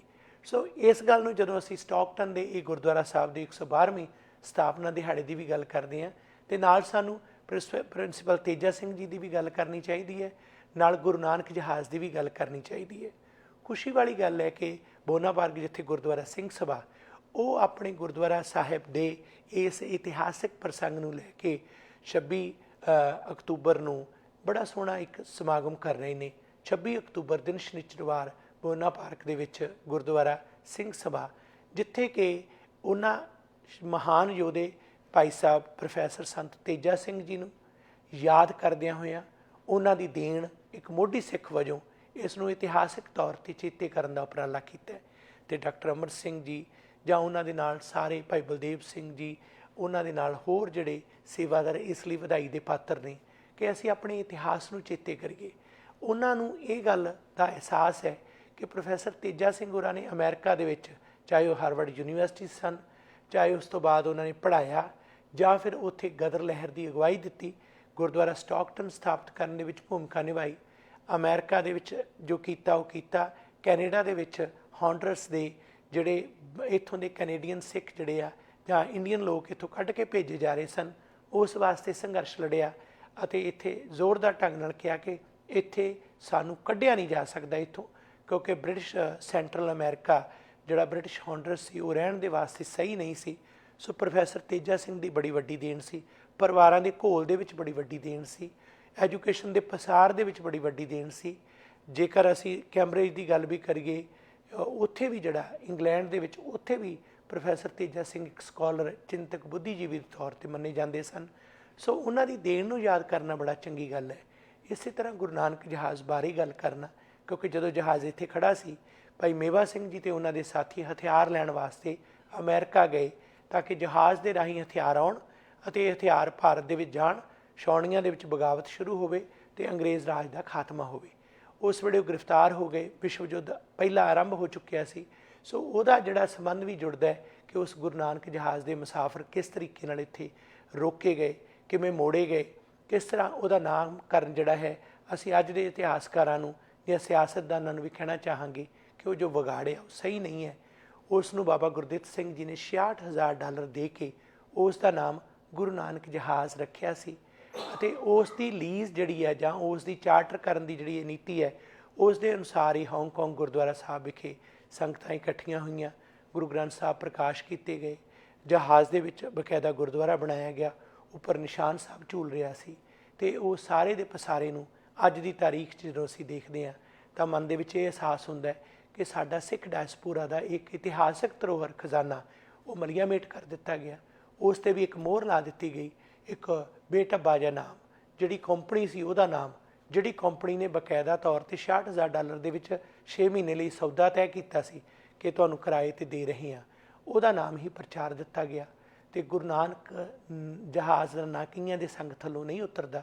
ਅੱਜ ਵੀ ਜਦੋਂ ਇਸ ਆਵਾਜ਼ ਨੂੰ ਅਸੀਂ ਉਠਾ ਰਹੇ ਸਾਂ, ਜਦੋਂ ਡਾਊਨਟਾਊਨ ਵੈਨਕੂਵਰ, ਜਿੱਥੇ ਕਿ ਜਹਾਜ਼ ਮੋੜਿਆ ਗਿਆ ਸੀ ਸਮੁੰਦਰੀ ਤੱਟ 'ਤੇ, ਉੱਥੇ ਇਕੱਠ ਹੋਇਆ, ਮਤੇ ਪਾਸ ਹੋਏ ਕਿ ਇਸ ਦਾ ਜਿਹੜਾ ਨਾਮ ਗੁਰੂ ਨਾਨਕ ਜਹਾਜ਼ ਬਹਾਲ ਕੀਤਾ ਜਾਵੇ। ਬਾਬਾ ਗੁਰਦਿੱਤ ਸਿੰਘ ਜੀ ਦੀ ਸਵੈ ਜੀਵਨੀ ਗੁਰੂ ਨਾਨਕ ਜਹਾਜ਼, ਜੋ ਉਹਨਾਂ ਦੀ ਆਪ ਲਿਖੀ ਹੋਈ ਕਹਾਣੀ ਹੈ, ਕਿਵੇਂ ਇਹਦਾ ਨਾਂ ਰੱਖਿਆ ਗਿਆ, ਕੀ ਕਾਰਨ ਸੀ, ਉਸ ਨੂੰ ਆਧਾਰ ਬਣਾ ਕੇ ਮਤੇ ਪਾਸ ਕੀਤੇ ਗਏ, ਭੇਜੇ ਗਏ। ਉਹਦੇ ਮੁਤਲਕ ਵੀ ਕੁਝ ਧਿਰਾਂ ਨੇ ਇਹ ਕਹਿਣਾ ਸ਼ੁਰੂ ਕਰ ਦਿੱਤਾ, ਦੇਖੋ ਜੀ ਇਹ ਹੁਣ ਕੀ ਲੋੜ ਹੈ ਇਸ ਦੀ, ਹੁਣ ਕਾਹਦੇ ਵਾਸਤੇ ਗੁਰੂ ਨਾਨਕ ਜਹਾਜ਼ ਦੀ ਗੱਲ ਕਰ ਰਹੇ ਹਾਂ। ਹੁਣ ਤਾਂ ਪਾਰਲੀਮੈਂਟ ਦੇ ਵਿੱਚ ਮਾਫੀ ਮੰਗੀ ਗਈ, ਮਾਫੀ ਮੰਗੀ ਗਈ ਨਸਲਵਾਦ ਦੇ ਲਈ, ਮਾਫੀ ਮੰਗੀ ਗਈ ਉਹ ਧੱਕੇਸ਼ਾਹੀ ਲਈ, पर माफ़ी मंगदिਆਂ ਹੋਇਆਂ एक फिर गलती की गई। ਜਿਹੜੇ ਸਾਡੇ ਜਿਹੜੀਆਂ ਕਈ ਧਿਰਾਂ ਨੇ ਉਹਨਾਂ ਨੇ ਬਕਾਇਦਾ ਉਸ ਨੂੰ ਜਚਾਉਣ ਲਾ ਦਿੱਤਾ ਕਿ ਇਹ ਤਾਂ ਜੀ ਨਾ ਹੀ ਇਹਦਾ ਕਾਮਾ ਗਾਟਾ ਮਾਰੂ ਸੀ, ਇਸ ਦੀ ਮਾफ़ੀ ਮੰਗੋ। ਕਾਮਾ ਗਾਟਾ ਮਾਰੂ ਕੰਪਨੀ ਨੇ ਪੈਸੇ ਲਏ, ਉਹਨਾਂ ਨੇ ਜਹਾਜ਼ ਧੱਕੇ ਨਾਲ ਮੋੜਿਆ। ਸਿੱਖ ਕਹਿ ਰਹੇ ਸਨ ਜਹਾਜ਼ ਨੂੰ ਰਾਹ ਦੇ ਵਿੱਚ ਸਾਨੂੰ ਸੌਂਪ ਦਿਓ, ਇਹਦੀ ਬਾਕੀ ਕੀਮਤ ਬਾਬਾ ਜੀ ਕਹਿੰਦੇ ਅਸੀਂ ਅਦਾ ਕਰ ਦਈਏ। ਉਹ ਕਹਿੰਦੇ ਨਹੀਂ, ਕੰਪਨੀ ਦਾ ਜਹਾਜ਼ ਹੈ। ਕਲਕੱਤੇ ਜਾ ਕੇ ਧੱਕਾ ਕੀਤਾ। ਗੁਰੂ ਗ੍ਰੰਥ ਸਾਹਿਬ ਜੀ ਦਾ ਸਰੂਪ ਸੀ। ਉਹ ਕਹਿੰਦੇ ਅਸੀਂ ਪ੍ਰਕਾਸ਼ ਕਰਨਾ ਗੁਰਦੁਆਰਾ ਸਾਹਿਬ। ਕੰਪਨੀ ਖੁਦ ਅੰਗਰੇਜ਼ਾਂ ਨਾਲ ਕੈਨੇਡਾ ਦੇ ਵਿੱਚ ਵੀ ਰਲੀ। ਕੰਪਨੀ ਦਾ ਜਿਹੜਾ ਮਲਾਹ ਸੀ, ਕੈਪਟਨ ਸੀ, ਉਹ ਇੱਥੋਂ ਦੀ ਡੋਮੀਨੀਅਨ ਕੈਨੇਡਾ ਸਰਕਾਰ ਨਾਲ ਰਲਿਆ। ਕੰਪਨੀ ਨੇ ਇਹ ਵੀ ਕਹਿ ਦਿੱਤਾ ਕਿ ਜੇਕਰ ਤੁਸੀਂ ਨਹੀਂ ਉਤਰਦੇ, ਜੇ ਪੈਸੇ ਇੰਨੀ ਤਰੀਕ ਤੱਕ ਨਹੀਂ ਦਿੰਦੇ ਤਾਂ ਅਸੀਂ ਇਸੇ ਤਰ੍ਹਾਂ ਹੀ ਜਹਾਜ਼ ਮੋੜ ਕੇ ਲੈ ਜਾਵਾਂਗੇ। ਤਾਂ ਹੀ ਭਾਈ ਭਾਗ ਸਿੰਘ ਜੀ ਅਤੇ ਹਸਨ ਰਹੀਮ ਉਹਨਾਂ ਨੇ ਪੈਸੇ ਇਕੱਠੇ ਕਰਕੇ ਪਟਾਪੜੀ ਨਾਮ ਕੀਤਾ। ਇਹਨਾਂ ਕੁਝ ਕਹਿਣ ਅਤੇ ਕਰਨ ਦੇ ਬਾਵਜੂਦ ਜਿਸ ਦੇ ਬਾਰੇ ਇੱਕ ਇੱਕ ਵੇਰਵਾ ਉਸ ਕਿਤਾਬ ਦੇ ਵਿੱਚ ਹੈ, ਜਿਹੜੀ ਕਿ ਸਵੈ ਜੀਵਨੀ ਉਹਨਾਂ ਦੀ ਹੱਥ ਲਿਖਤ ਬਾਬਾ ਗੁਰਦਿੱਤ ਸਿੰਘ ਜੀ ਦੀ ਹੈ। ਸੰਪਾਦਿਤ ਕੀਤਾ ਡਾਕਟਰ ਗੁਰਦੇਵ ਸਿੰਘ ਸਿੱਧੂ ਨੇ। ਕੁਝ ਲੇਖ ਉਹਦੇ ਵਿੱਚ ਮੈਨੂੰ ਵੀ ਸ਼ਾਮਲ ਕਰਨ ਦਾ ਮੌਕਾ ਮਿਲਿਆ। ਉਹ ਕਿਤਾਬ ਪਾਠਕਾਂ ਤੱਕ ਪਹੁੰਚਾਈ ਗਈ। ਉਸ ਦੇ ਵਿੱਚ ਸਾਰੇ ਵੇਰਵੇ ਨੇ ਅਤੇ ਪਹਿਲਾ ਫਸਟ ਹੈਂਡ ਇਨਫੋਰਮੇਸ਼ਨ ਹੈ, ਮੌਲਿਕ ਹੈ, ਓਰੀਜਨਲ ਹੈ। ਉਸ ਦੇ ਵਿੱਚ ਤੱਥ ਨੇ। ਉਸ ਦੇ ਵਿੱਚ ਉਸ ਨੂੰ ਕਿਹਾ ਗਿਆ ਕਿ ਸਿੱਖ ਡਾਇਸਪੋਰਾ ਦਾ ਜੇ ਅਸੀਂ ਬੇਸ ਮੰਨਦੇ ਹਾਂ ਤਾਂ ਉਹ ਗੁਰੂ ਨਾਨਕ ਜਹਾਜ਼ ਸੀ, ਕਿਉਂਕਿ ਜਦੋਂ ਉਹਦੇ 377 ਮੁਸਾਫਰ ਚੜ੍ਹੇ ਉਸ ਦੇ ਵਿੱਚੋਂ 341 ਸਿੱਖ ਸਨ। ਜਦੋਂ ਜਹਾਜ਼ ਲਿਆਉਣਾ ਸੀ ਤਾਂ ਹਾਂਗਕਾਂਗ ਦੇ ਵਿੱਚ ਹੀ ਹੋਰ ਜਿਹੜੇ ਸਨ ਉਹਨਾਂ ਦੇ ਵਿੱਚੋਂ ਕਿਹਾ ਗਿਆ, ਇਹ ਬਕਾਇਦਾ ਅਖਬਾਰ 'ਚ ਇਸ਼ਤਿਹਾਰ ਦਿੱਤੇ ਗਏ ਕਿ ਜਿਨ੍ਹਾਂ ਨੇ ਸਵਾਰ ਹੋਣਾ ਸ਼ਾਮਲ ਹੋ ਜਾਓ। ਉੱਥੇ ਰਹਿੰਦੇ ਹੋਏ ਕੁਝ ਮੁਸਲਮਾਨ ਸਨ ਜਿਨ੍ਹਾਂ ਦੀ ਗਿਣਤੀ 24 ਦੱਸੀ ਜਾਂਦੀ ਹੈ, ਜਾਂ 12 ਹਿੰਦੂ ਸਨ, ਉਹ ਵੀ ਚੜ੍ਹ ਗਏ ਕਿ ਸਿੱਖਾਂ ਦਾ ਜਹਾਜ਼ ਚੱਲਿਆ ਜਿੱਥੇ ਗੁਰੂ ਗ੍ਰੰਥ ਸਾਹਿਬ ਆ, ਗੁਰਬਾਣੀ ਦੀ ਗੱਲ ਹੈ, ਬੜਾ ਸੋਹਣਾ ਪ੍ਰਬੰਧ ਹੈ ਅਤੇ ਸੀਮਤ ਦੀ ਟਿਕਟ ਹੈ। ਉਹ ਸਾਰੇ ਸਵਾਰ ਹੋ ਗਏ। ਜਹਾਜ਼ ਤਾਂ ਸਿੱਖਾਂ ਦਾ ਸੀ। ਅਰਦਾਸ ਦੇ ਵਿੱਚ ਜਿਵੇਂ ਅਸੀਂ ਕਹਿੰਦੇ ਹਾਂ, ਨਾਨਕ ਨਾਮ ਜਹਾਜ਼ ਹੈ, ਚੜ੍ਹੇ ਸੂਤਰੇ ਪਾਰ, ਜੋ ਸ਼ਰਧਾ ਕਰ ਸੇਵਦੇ ਗੁਰ ਪਾਰ ਉਤਾਰਨਹਾਰ। ਜਾਂ ਪਿੰਡਾਂ ਦੇ ਵਿੱਚ ਅਸੀਂ ਛੋਟੇ ਹੁੰਦਿਆਂ ਵੀ ਸੁਣਦੇ ਆਏ ਹਾਂ ਕਿ ਸਾਡੇ ਗੁਰਾਂ ਨੇ ਜਹਾਜ਼ ਬਣਾਇਆ, ਆਓ ਜੀ ਨੇ ਪਾਰ ਲੰਘਣਾ। ਅਧਿਆਤਮਿਕ ਤੌਰ 'ਤੇ ਵੀ ਗੁਰੂ ਦੇ ਜਹਾਜ਼ 'ਚ ਸਵਾਰ ਹੋ ਕੇ ਪਾਰ ਲੰਘੀ ਦਾ। ਸੰਸਾਰਕ ਤੌਰ 'ਤੇ ਵੀ ਜਿਹੜਾ ਜਹਾਜ਼ ਹੈ ਉਹ ਗੁਰੂ ਨਾਨਕ ਦਾ ਹੀ ਹੈ। ਇਸੇ ਕਾਰਨ ਬਾਬਾ ਗੁਰਦਿੱਤ ਸਿੰਘ ਜੀ ਨੇ ਕਿਹਾ ਸੀ, ਉਹਨਾਂ ਦੇ ਲਿਖਿਆ, ਜਦੋਂ ਗੁਰੂ ਨਾਨਕ ਸਟੀਮਸ਼ਿਪ ਕੰਪਨੀ ਬਣਾਈ, ਉਸ ਕੰਪਨੀ ਦੇ ਵਿੱਚ ਉਹਨਾਂ ਨੇ ਬਕਾਇਦਾ ਬਿਆਨ ਅੰਕਿਤ ਕੀਤਾ ਕਿ ਸਾਡੀ ਇੱਛਾ ਹੈ ਕਿ 4 ਜਿਹੜੇ ਆ ਜਹਾਜ਼ ਹੌਲੀ ਹੌਲੀ ਗੁਰੂ ਨਾਨਕ ਜਹਾਜ਼ ਜਿਹੜੇ ਤਿਆਰ ਕੀਤੇ ਜਾਣ, ਲੀਜ਼ 'ਤੇ ਲੈ ਕੇ, ਚਾਰਟਰ ਕਰਕੇ, ਕਿਰਾਏ 'ਤੇ ਲੈ ਕੇ ਉਹਨਾਂ ਨੂੰ ਨਾਂ ਦਿੱਤਾ ਜਾਏ। ਸੋਚ ਦੇਖੋ ਕਿ ਜਿਹੜੇ ਪਾਸੇ ਚੱਲੇ ਗੁਰੂ ਨਾਨਕ ਜਹਾਜ਼ ਚੱਲੇ। ਉਹਨਾਂ ਨੂੰ ਕੀ ਪਤਾ ਸੀ ਕਿ ਜਾਨਾਂ ਵੀ ਗਈਆਂ, ਸ਼ਹੀਦੀਆਂ ਵੀ ਪਈਆਂ, ਪਰ ਨਾਂ ਜਿਹੜਾ ਹੈ ਗੁਰੂ ਨਾਨਕ ਜਹਾਜ਼ ਮਿਟਾ ਦਿੱਤਾ ਜਾਏਗਾ। ਇਹ ਕੋਈ ਛੋਟੀ ਮੋਟੀ ਗੱਲ ਨਹੀਂ। ਜੇ ਵਿਦੇਸ਼ਾਂ 'ਚ ਦੂਰ ਦਰਾਡੇ ਸਿੱਖ ਰਹਿੰਦੇ ਨੇ, ਇਹ ਉਹਨਾਂ ਨਾਲ ਵੀ ਧੱਕਾ ਹੈ। ਇਹ ਉਹਨਾਂ ਨਾਲ ਹੀ ਨਹੀਂ, ਸਾਰੇ ਹੀ ਵਿਚਾਰਕਾਂ ਨਾਲ ਧੱਕਾ ਹੈ ਜਿਹੜੇ ਮੁਸਾਫਰ ਸਨ। ਇਹ ਮੁਸਾਫਰਾਂ ਨੇ ਗੁਰੂ ਨਾਨਕ ਜਹਾਜ਼ ਦਾ ਨਾਂ ਸਵੀਕਾਰ ਕੀਤਾ। ਸਾਨੂੰ ਕਿਵੇਂ ਹੱਕ ਹੈ ਕਿ ਅਸੀਂ ਮਿਟੇ ਦਈਏ? ਉਸੇ ਜਹਾਜ਼ ਦਾ ਪਹਿਲਾ ਨਾਂ ਸੈਲਸੀਆ ਸੀ, ਪਹਿਲਾਂ ਹਾਮਬਰਗ ਸੀ, ਪਹਿਲਾਂ ਕਿਸੇ ਹੋਰ ਕੰਪਨੀ ਕੋਲ ਸੀ। 1913 ਦੇ ਵਿੱਚ ਜਾਪਾਨੀ ਕੰਪਨੀ SS ਕਾਮਾਗਾਟਾਮਾਰੂ ਨੇ ਲਿਆ। ਬਾਅਦ ਦੇ ਵਿੱਚ ਜਿਹੜਾ ਹੈ ਇਹ ਲੀਜ਼ 'ਤੇ ਜਿਹੜਾ ਜਹਾਜ਼ ਲੈ ਕੇ ਗੁਰੂ ਨਾਨਕ ਜਹਾਜ਼ ਨਾਂ ਰੱਖਿਆ ਗਿਆ। ਕੋਈ ਵੀ ਵੈਬਸਾਈਟ ਦੇਖ ਲਓ, ਉੱਥੇ ਲਾਈਨ ਆਏਗੀ। ਕਿਸੇ ਗੁਰਦੁਆਰੇ ਹੈਰੀਟੇਜ ਵਿਰਾਸਤੀ ਗੁਰਦੁਆਰਾ ਸਾਹਿਬ ਜਿੱਥੇ ਬਕਾਇਦਾ ਵੱਡਾ ਸਾਈਨ ਲੱਗਿਆ, ਉੱਥੇ ਲਿਖਿਆ ਕਿ 1890 ਦੇ ਵਿੱਚ ਇਹਦਾ ਕੀ ਨਾਂ ਸੀ, 1910 ਦੇ ਵਿੱਚ ਕੀ ਨਾਂ ਸੀ, 1913 ਦੇ ਵਿੱਚ ਨਾਂ ਕੀ ਸੀ, 1914 'ਚ ਗੁਰੂ ਨਾਨਕ ਜਹਾਜ਼ ਬਾਈ ਦਾ ਨੇਮ ਆਫ ਫਸਟ ਸਿੱਖ ਗੁਰੂ, ਉਹਨਾਂ ਦੇ ਨਾਂ 'ਤੇ ਇਹ ਨਾਂ ਰੱਖਿਆ ਗਿਆ। ਹਿਊ ਜੌਨਸਟਨ ਵਰਗੇ ਇਤਿਹਾਸਕਾਰ ਲਿਖਦੇ ਨੇ, with the sense of mission ਦੇ ਕਾਲਡ ਦਾ ਸ਼ਿਪ ਗੁਰੂ ਨਾਨਕ ਜਹਾਜ਼ ਆਫਟਰ ਦਾ ਫਸਟ ਸਿੱਖ ਗੁਰੂ। ਹਿਊ ਜੌਨਸਟਨ ਅੱਜ ਵੀ ਸਾਡੇ ਵਿਚਕਾਰ ਨੇ, 84 ਸਾਲ ਦੇ ਇਤਿਹਾਸਕਾਰ। ਪਰ ਉਹਨਾਂ ਦੀ ਕਿਤਾਬ ਹੀ ਬਾਅਦ ਦੇ ਵਿੱਚ ਜਦੋਂ ਛਾਪੀ ਗਈ ਤਾਂ ਉਹਦੇ ਵਿੱਚੋਂ ਉਹ ਲਾਈਨਾਂ ਹੀ ਕੱਟ ਦਿੱਤੀਆਂ ਗਈਆਂ। ਇਹ ਬੇਈਮਾਨੀ ਹੈ, ਇਹ ਧੋਖਾ ਹੈ, ਇਹ ਬਹੁਤ ਵੱਡੀ ਜਿਹੜੀ ਹੈ ਜਾਣਬੁੱਝ ਕੇ ਕੀਤੀ ਗਈ ਚਾਲ ਹੈ। ਇੱਕ ਵਿਅਕਤੀ ਕਹਿੰਦਾ ਕਿ ਫਰਕ ਹੀ ਪੈਂਦਾ ਜੇ ਉਹਨੂੰ ਕਾਮਾਗਾਟਾਮਾਰੂ ਕਹਿ ਦਿਓ ਜਾਂ ਗੁਰੂ ਨਾਨਕ ਜਹਾਜ਼ ਕਹਿ ਦਿਓ, ਤਾਂ ਮੇਰਾ ਇਹ ਜਵਾਬ ਸੀ ਫਰਕ ਪੈਂਦਾ। ਜੇ ਨਾ ਪੈਂਦਾ ਹੁੰਦਾ ਤਾਂ ਜਾਣਬੁੱਝ ਕੇ ਗੁਰੂ ਨਾਨਕ ਜਹਾਜ਼ ਲਫ਼ਜ਼ ਕੱਟਿਆ ਨਾ ਜਾਂਦਾ। ਜਿਨ੍ਹਾਂ ਨੇ ਕਿਤਾਬਾਂ ਛਪਾਈਆਂ ਉਹ ਲਫ਼ਜ਼ ਕੱਟਿਆ, ਕੋਈ ਫਰਕ ਪੈਂਦਾ ਸੀ। ਪੈਂਦਾ ਇਹ ਸੀ ਕਿ ਇੱਕ ਨੈਰੇਟਿਵ ਬਣਦਾ ਸੀ ਕਿ ਨਸਲਵਾਦ ਦੇ ਖਿਲਾਫ ਲੜਨ ਲਈ ਪ੍ਰੇਰਨਾ ਗੁਰੂ ਨਾਨਕ, ਜ਼ੁਲਮ ਦੇ ਖਿਲਾਫ ਖੜ੍ਹੇ ਹੋਣ ਦੀ ਬਾਬਰ ਨੂੰ ਜਾਬਰ ਕਹਿਣ ਵਾਲੀ ਪ੍ਰੇਰਨਾ ਗੁਰੂ ਨਾਨਕ, ਰੰਗ ਨੀਤੀ ਦੇ ਖਿਲਾਫ ਖੜ੍ਹੇ ਹੋਣ ਦੀ ਪ੍ਰੇਰਨਾ ਗੁਰੂ ਨਾਨਕ, ਬਸਤੀਵਾਦ ਅਤੇ ਗੁਲਾਮੀ ਦੇ ਖਿਲਾਫ ਲੜਨ ਦੀ ਪ੍ਰੇਰਨਾ ਗੁਰੂ ਨਾਨਕ। ਗੁਰੂ ਨਾਨਕ ਨਾਂ ਨਹੀਂ, ਗੁਰੂ ਨਾਨਕ ਸ਼ਬਦ ਨਹੀਂ, ਗੁਰੂ ਨਾਨਕ ਇੱਕ ਪੂਰੇ ਦਾ ਪੂਰਾ ਇੱਕ ਬਿਰਤਾਂਤ ਹੈ ਜਿਹੜਾ ਸਾਨੂੰ ਹੀ ਨਹੀਂ ਸੰਸਾਰ ਨੂੰ ਗਵਾਹੀ ਦੇ ਰਿਹਾ। ਸੋ ਉਸ ਨੂੰ ਮਿਟੇ ਦੇਣਾ ਬਹੁਤ ਵੱਡੀ ਮਾੜੀ ਗੱਲ ਹੈ। ਪਰ ਇਹ ਚੰਗੀ ਗੱਲ ਹੈ ਕਿ ਜਿੱਥੇ ਸਿੰਘ ਸਭਾ ਗੁਰਦੁਆਰਾ ਬਿਓਨਾ ਪਾਰਕ, ਜਿਨ੍ਹਾਂ ਨੇ ਗੁਰੂ ਨਾਨਕ ਜਹਾਜ਼ ਦੀ ਗੱਲ ਕੀਤੀ ਜਾਂ ਪ੍ਰੋਫੈਸਰ ਤੇਜਾ ਸਿੰਘ ਦੀ ਗੱਲ ਕੀਤੀ ਜਾਂ ਖਾਲਸਾ ਦੀਵਾਨ ਸੁਸਾਇਟੀ ਸਟਾਕਟਨ ਗੁਰਦੁਆਰਾ ਸਾਹਿਬ ਕੈਲੀਫੋਰਨੀਆ, ਉਹਨਾਂ ਨੇ ਬਕਾਇਦਾ ਤੌਰ 'ਤੇ ਆਪਣੇ 112ਵੇਂ ਵਰ੍ਹੇ ਨੂੰ ਉਤਸ਼ਾਹ ਦੇ ਨਾਲ 27 ਅਕਤੂਬਰ ਨੂੰ ਮਨਾਉਂਦਿਆਂ ਹੋਇਆਂ ਇਸ ਗੱਲ ਨੂੰ ਉਜਾਗਰ ਕਰਨ ਦਾ ਉਪਰਾਲਾ ਕੀਤਾ ਹੈ ਕਿ ਜੋ ਲਹਿਰ ਸੀ ਇਹ ਸਿੱਖੀ ਸਿਧਾਂਤਾਂ ਤੋਂ ਪ੍ਰੇਰਿਤ ਸੀ, ਪਰ ਬਾਕੀ ਵਿਚਾਰਾਂ ਨੂੰ ਵੀ ਜੀ ਆਇਆਂ ਨੂੰ ਸੀ। ਕੋਈ ਵਿਚਾਰ ਹੋਵੇ ਸਿੱਖ ਦਾ ਤਾਂ ਇਹ ਹੈ ਕਿ ਜੋ ਸ਼ਰਨ ਆਵੇ ਤੇ ਸਕੰਠ ਲਾਵੇ, ਗੁਰਬਾਣੀ ਤਾਂ ਇਹੀ ਕਹਿੰਦੀ ਹੈ। ਪਰ ਸਿੱਖ ਡਾਇਸਪੋਰਾ ਲਈ ਇਹ ਗੱਲਾਂ ਸਾਡੀਆਂ ਸਿਧਾਂਤਕ ਨਹੀਂ। ਜੇ ਸਿੱਖ ਡਾਇਸਪੋਰਾ ਦੀ ਜਾਣੀ ਕਿ ਕੌਮਾਂਤਰੀ ਪੱਧਰ 'ਤੇ ਸਿੱਖ ਜੇ ਸਿੱਧੇ ਸ਼ਬਦਾਂ 'ਚ ਕਹੀਏ ਉਹਦੀ ਅਸੀਂ ਗੱਲ ਕਰੀਏ ਤਾਂ ਸਾਨੂੰ ਦੇਖਣਾ ਪਏਗਾ ਕਿ ਬਾਹਰਲੇ ਦੇਸ਼ਾਂ 'ਚ ਸਿੱਖ ਆਏ, ਰੋਜ਼ੀ ਰੋਟੀ ਲਈ ਚਾਹੇ ਆਏ, ਪਰ ਉਹਨੇ ਆਪਣੇ ਸਿਧਾਂਤ ਨੂੰ ਅੱਗੇ ਰੱਖਿਆ। ਮਿਹਨਤਕਸ਼ ਬਣ ਕੇ ਆਏ, ਪਰ ਉਹਨਾਂ ਨੇ ਗੁਰਦੁਆਰੇ ਨੂੰ ਅੱਗੇ ਰੱਖਿਆ। ਕੰਮਾਂ ਕਾਰਾਂ ਦੇ ਵਿੱਚ ਵਿਚਰੇ, ਪਰ ਉਹਨਾਂ ਨੇ ਆਜ਼ਾਦੀ ਨੂੰ ਅੱਗੇ ਰੱਖਿਆ। ਗੁਲਾਮੀ ਕਿਤੇ ਵੀ ਪ੍ਰਵਾਨ ਨਹੀਂ, ਫਰੀਦਾ ਬਾਰ ਪਰਾਏ ਬੈਸਣਾ ਸਾਈ ਮੁਝ ਨਾ ਦੀ, ਜੇ ਤੂੰ ਏਵੇਂ ਰੱਖ ਸੀ ਜਿਉ ਸਰੀਰੋ ਲਈ। ਇਹ ਹੈ ਜੇ ਜੀਵੇ ਪਤ ਲੱਥੀ ਜਾਏ ਸਭ ਹਰਾਮ ਜੀਤਾ ਛਕਾਏ। ਬੇਸ਼ੱਕ ਇਹ ਸ਼ਬਦ ਕਿਸੇ ਅਧਿਆਤਮਿਕ ਪ੍ਰਸੰਗ 'ਚ ਲਿਖੇ ਹੋਏ ਨੇ, ਪਰ ਜਦੋਂ ਅਸੀਂ ਗੱਲ ਕਰਦੇ ਹਾਂ ਇਸ ਸੰਸਾਰ ਦੇ ਵਿੱਚ ਵਿਚਰਦੇ ਹੋਏ ਵੀ, ਉੱਥੇ ਵੀ ਜਿਹੜੀ ਆ ਆਤਮਿਕ ਆਜ਼ਾਦੀ ਦੇ ਨਾਲ ਨਾਲ ਸਰੀਰਕ ਆਜ਼ਾਦੀ ਦੀ ਗੱਲ ਹੈ। ਅਤੇ ਬਰਾਬਰੀ ਦੀ ਗੱਲ ਕੇਵਲ ਇਹ ਨਹੀਂ ਕਿ ਆਰਥਿਕ ਬਰਾਬਰੀ ਹੈ, ਗੁਰਬਾਣੀ ਸਮਾਜਿਕ ਬਰਾਬਰੀ ਦੀ ਗੱਲ ਵੀ ਕਰਦੀ ਹੈ। ਇਹ ਵੀ ਸਿੱਖ ਡਾਇਸਪੋਰਾ ਵਿਦੇਸ਼ਾਂ 'ਚ ਦੇਖਦਾ ਹੈ। ਇੱਥੇ ਆ ਕੇ ਜਦੋਂ ਉਹਨਾਂ ਨੇ ਸਮਾਜਿਕ ਬਰਾਬਰ ਦੀ ਗੱਲ ਕੀਤੀ, ਮੂਲ ਵਾਸੀਆਂ ਨਾਲ ਆਪਣਾ ਰਾਬਤਾ ਕਾਇਮ ਕੀਤਾ। ਜਦੋਂ ਗੁਰੂ ਨਾਨਕ ਜਹਾਜ਼ ਖੜ੍ਹਾ ਸੀ, ਉਸ ਨੂੰ ਰਾਸ਼ਨ ਪਾਣੀ ਮੁਸਾਫਰਾਂ ਨੂੰ ਪਹੁੰਚਾਉਣ ਦੇ ਵਿੱਚ ਵੀ ਮੂਲ ਵਾਸੀ ਆਪਣੀਆਂ ਛੋਟੀਆਂ ਬੇੜੀਆਂ ਲੈ ਕੇ ਜਾਂਦੇ ਸਨ। ਅੱਜ ਵੀ ਡਾਊਨਟਾਊਨ 'ਚ ਉਹ ਤਸਵੀਰਾਂ ਬਣੀਆਂ ਹੋਈਆਂ ਨੇ। ਕਈ ਇਸ ਨੂੰ ਸਵੀਕਾਰ ਕਰਦੇ ਨੇ, ਕਈ ਇਸ 'ਤੇ ਸਵਾਲ ਕਰਦੇ ਨੇ, ਪਰ ਗਿਆਨੀ ਕੇਸਰ ਸਿੰਘ ਨਾਵਲਿਸਟ ਇਸ ਦੇ ਵਿੱਚ ਲਿਖਦੇ ਨੇ ਵੇਰਵਿਆਂ 'ਚ ਕਿਸ ਤਰ੍ਹਾਂ ਮੂਲ ਨਿਵਾਸੀਆਂ ਦਾ ਤਾਲਮੇਲ ਸੀ। ਆਪਣੀਆਂ ਧੀਆਂ ਦੇ ਡੋਲੇ ਰਿਸ਼ਤੇ ਵੀ ਕੀਤੇ ਉਹਨਾਂ ਨੇ ਸਿੱਖ ਪਰਿਵਾਰਾਂ ਦੇ ਵਿੱਚ, ਜਿਹੜੇ ਇੱਥੇ ਕਿਉਂਕਿ ਉਦੋਂ ਪਰਿਵਾਰ ਸੱਦਣ ਦਾ ਮੌਕਾ ਨਹੀਂ ਸੀ, ਵਿਆਹੇ ਵੀ ਕਈ ਗਏ। ਇਹ ਵੀ ਫੈਕਟ ਹੈ, ਤੱਥ ਹੈ। ਉਹ ਖੜ੍ਹਦੇ ਸਨ। ਅੱਜ ਸਾਨੂੰ ਵੀ ਖੜ੍ਹਨਾ ਚਾਹੀਦਾ ਮੂਲ ਨਿਵਾਸੀਆਂ ਨਾਲ। ਜੇ ਸਿੱਖ ਡਾਇਸਪੋਰਾ ਪੀੜਤਾਂ ਨਾਲ ਖੜ੍ਹਦਾ ਤਾਂ ਇਹ ਗੁਰਮਤਿ ਦਾ ਫਲਸਫਾ ਹੈ, ਕਿਉਂਕਿ ਇਹੀ ਸਿਧਾਂਤ ਸਾਨੂੰ ਗੁਰੂ ਸਾਹਿਬ ਨੇ ਦਿੱਤਾ ਕਿ ਜਦੋਂ ਕੋਈ ਪੀੜਤ ਹੈ, ਜਿਹੜਾ ਜ਼ੋਰ ਜ਼ਬਰਦਸਤੀ ਕਰਦਾ, ਉਸ ਦੇ ਖਿਲਾਫ ਉੱਠਣਾ, ਪੀੜਤ ਨਾਲ ਖੜ੍ਹਨਾ। ਅਤੇ ਗੁਰੂ ਸਾਹਿਬ ਬਾਰ-ਬਾਰ ਗੁਰਬਾਣੀ 'ਚ ਕਹਿੰਦੇ ਆ, ਬਾਰ-ਬਾਰ ਫਰਮਾਨ ਕਰਦੇ ਨੇ, ਜੇ ਸਕਤਾ ਸਕਤੇ ਕੋ ਮਾਰੇ ਤਾਂ ਮਨ ਰੋਸ ਨਾ ਹੋਈ। ਤਾਕਤਵਰ ਤੇ ਟਾਕਰਾ ਕਰਦਾ ਤਾਂ ਨਹੀਂ, ਪਰ ਸਕਤਾ ਸੀ ਮਾਰੇ ਪੈ ਵੱਗੇ। ਸਕਤਾ ਜਿਹੜਾ ਵੱਗਾ ਨੂੰ ਭਾਵ ਪੀੜਤਾਂ ਨੂੰ, ਕਮਜ਼ੋਰਾਂ ਨੂੰ ਜੇ ਦਬਦਾ, ਤਾਂ ਉੱਥੇ ਅਸੀਂ ਖੜ੍ਹੇ ਹੋਣਾ। ਸੋ ਇਸ ਗੱਲ ਨੂੰ ਲੈ ਕੇ ਹੀ ਇੱਥੇ ਮੂਲ ਵਾਸੀਆਂ ਨਾਲ ਸਿੱਖ ਖੜ੍ਹੇ। ਹੁਣ ਵੀ ਜਦੋਂ ਬੱਚਿਆਂ ਦੇ ਪਿੰਜਰ ਨਿਕਲੇ ਤਾਂ ਸਿੱਖ ਡਾਇਸਪੋਰਾ ਨੇ ਸਿੱਖ ਮੋਟਰਸਾਈਕਲ ਕਲੱਬ ਰਾਹੀਂ ਜਾ ਕੇ ਕੀ ਕੀਤਾ, ਉੱਥੇ ਜਾ ਕੇ ਆਵਾਜ਼ ਉਠਾਈ। ਆਵਾਜ਼ ਕੀ ਉਠਾਈ ਕਿ ਅਸੀਂ ਤੁਹਾਡੇ ਨਾਲ ਖੜ੍ਹੇ ਹਾਂ। ਇਹ ਤਾਂ ਬੱਚਿਆਂ ਦੇ ਜਿਹੜੇ ਆ ਉਸ ਵੇਲੇ ਦੀ ਚਰਚ ਜਾਂ ਉਸ ਵੇਲੇ ਦੇ ਪੋਪ, ਉਹਨਾਂ ਨੇ ਜਿਹੜੇ ਆਪਣੇ ਹੁਕਮ ਚਾੜ ਕੇ ਇਹਨਾਂ ਦੀ ਨਸਲਕੁਸ਼ੀ ਕੀਤੀ, ਕ੍ਰਿਸਚਨ ਰੈਜ਼ੀਡੈਂਸ਼ੀਅਲ ਸਕੂਲ ਖੋਲ੍ਹੇ। ਅਸੀਂ ਇਹਨਾਂ ਦੇ ਬਰਖਿਲਾਫ ਹਾਂ।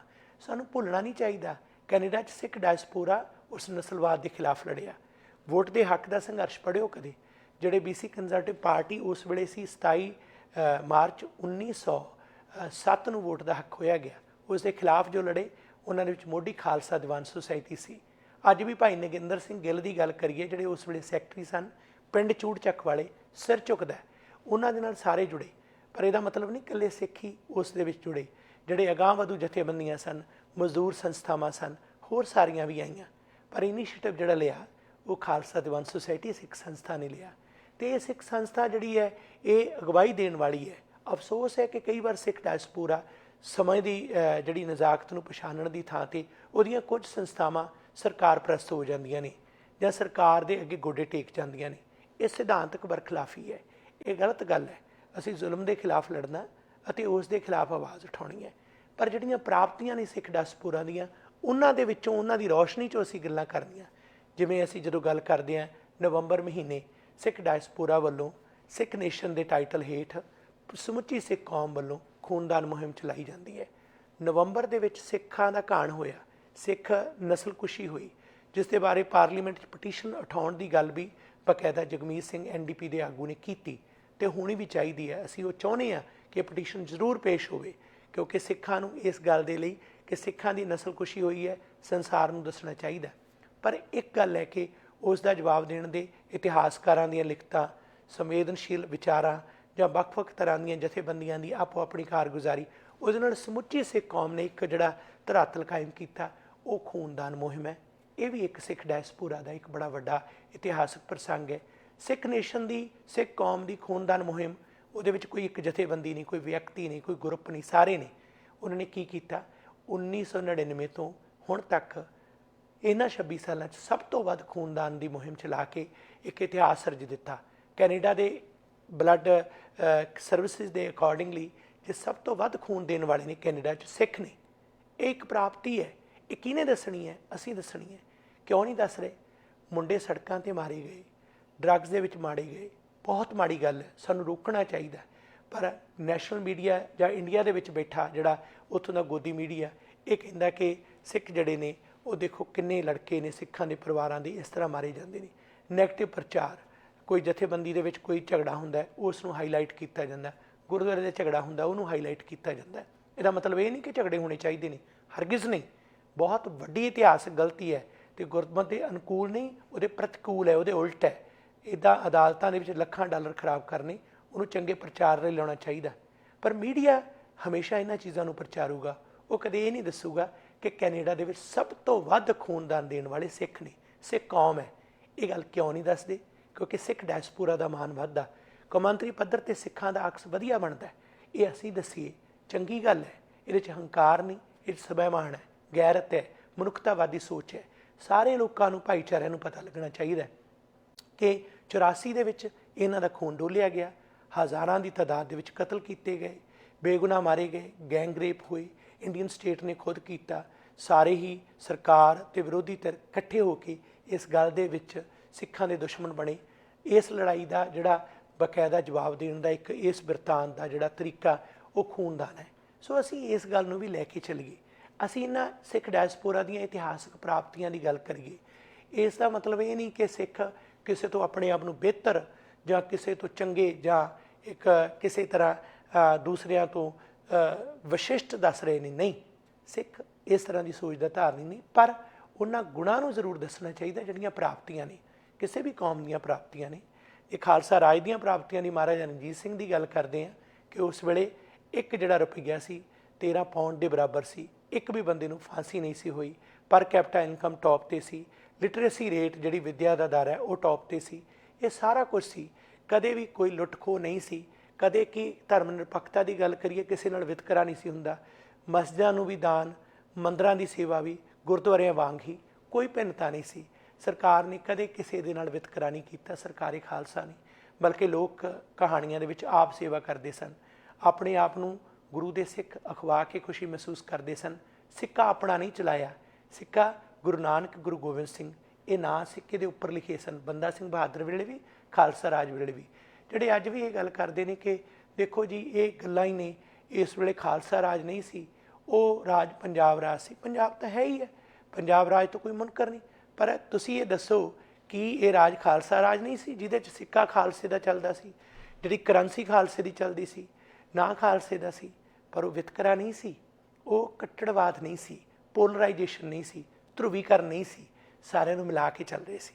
ਅੱਜ ਸਿੱਖ ਡਾਇਸਪੋਰਾ ਨੂੰ ਇਹ ਗੱਲ ਸਮਝਣੀ ਚਾਹੀਦੀ ਹੈ ਕਿ ਅਸੀਂ ਸਭ ਕੋ ਮੀਤ ਹਮ ਆਪਨ ਕੀਨਾ, ਹਮ ਸਭਨਾ ਕੇ ਸਾਜਨ।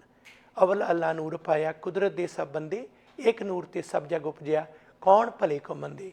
ਫਰੀਦਾ ਖਾਲਕ ਖਲਕ ਮੈਂ, ਖਲਕ ਬਸੇ ਰਬ ਮਾਹੇ, ਮੰਦਾ ਕਿਸ ਨੂੰ ਆਖੀਐ, ਨਾ ਤਿਸ ਬਿਨ ਕੋਈ ਨਾਹੀ। ਸੋ ਸਾਰਿਆਂ ਨੂੰ ਗਲਵੱਕੜੀ 'ਚ ਲੈਣਾ, ਇਹੀ ਸਿੱਖ ਡਾਇਸਪੋਰਾ ਦੀ ਖੂਬਸੂਰਤੀ ਹੈ। ਸਿੱਖ ਕੌਮ ਜਿਹੜੀ ਦੁਨੀਆ ਭਰ 'ਚ ਫੈਲੀ ਹੈ, ਉਸ ਨੂੰ ਸਿੱਖ ਡਾਇਸਪੋਰਾ ਅਸੀਂ ਆਖ ਰਹੇ ਹਾਂ। ਆਓ ਇੱਕ ਉਗ ਵਸੇ, ਇਹ ਗੁਰੂ ਨਾਨਕ ਸਾਹਿਬ, ਗੁਰੂ ਗੋਬਿੰਦ ਸਿੰਘ ਜੀ ਦੀ ਉਮਦ ਹੈ, ਉਸ ਦੀ ਖਲਕਤ ਹੈ। ਇਸ ਨੂੰ ਹਮੇਸ਼ਾ ਚੜ੍ਹਦੀ ਕਲਾ ਦਾ ਹੀ ਹਮੇਸ਼ਾ ਸਲੋਗਨ ਮਿਲਿਆ ਅਤੇ ਰਹੇਗੀ। ਪਰ ਆਪਣੇ ਮੂਲ ਸਿਧਾਂਤਾਂ ਤੋਂ ਨਾ ਟੁੱਟੀਏ। ਸਿੱਖ ਸਿਧਾਂਤ 'ਤੇ ਕਾਇਮ ਰਹਿਣ, ਫਿਰ ਸਮਾਜ ਦੇ ਵਿੱਚ ਜਿਹੜੀ ਗਿਰਾਵਟ ਹੁੰਦੀ ਹੈ ਠੀਕ ਹੋ ਸਕਦੀ ਹੈ। ਪਰ ਸਿਧਾਂਤ ਸਾਡੇ ਬੜੇ ਮਜ਼ਬੂਤ ਨੇ, ਨੀਹਾਂ ਸਾਡੀਆਂ ਮਜ਼ਬੂਤ ਨੇ। ਸਾਨੂੰ ਉਹਨਾਂ ਨੀਹਾਂ 'ਤੇ ਚੱਲ ਕੇ ਆਪਣੇ ਇਤਿਹਾਸ ਦੇ ਵਿਰਸੇ ਨੂੰ ਸਾਂਭਣਾ ਚਾਹੀਦਾ। ਆਪ ਸਮੂਹ ਦਰਸ਼ਕਾਂ ਦਾ ਹਾਰਦਿਕ ਸ਼ੁਕਰੀਆ।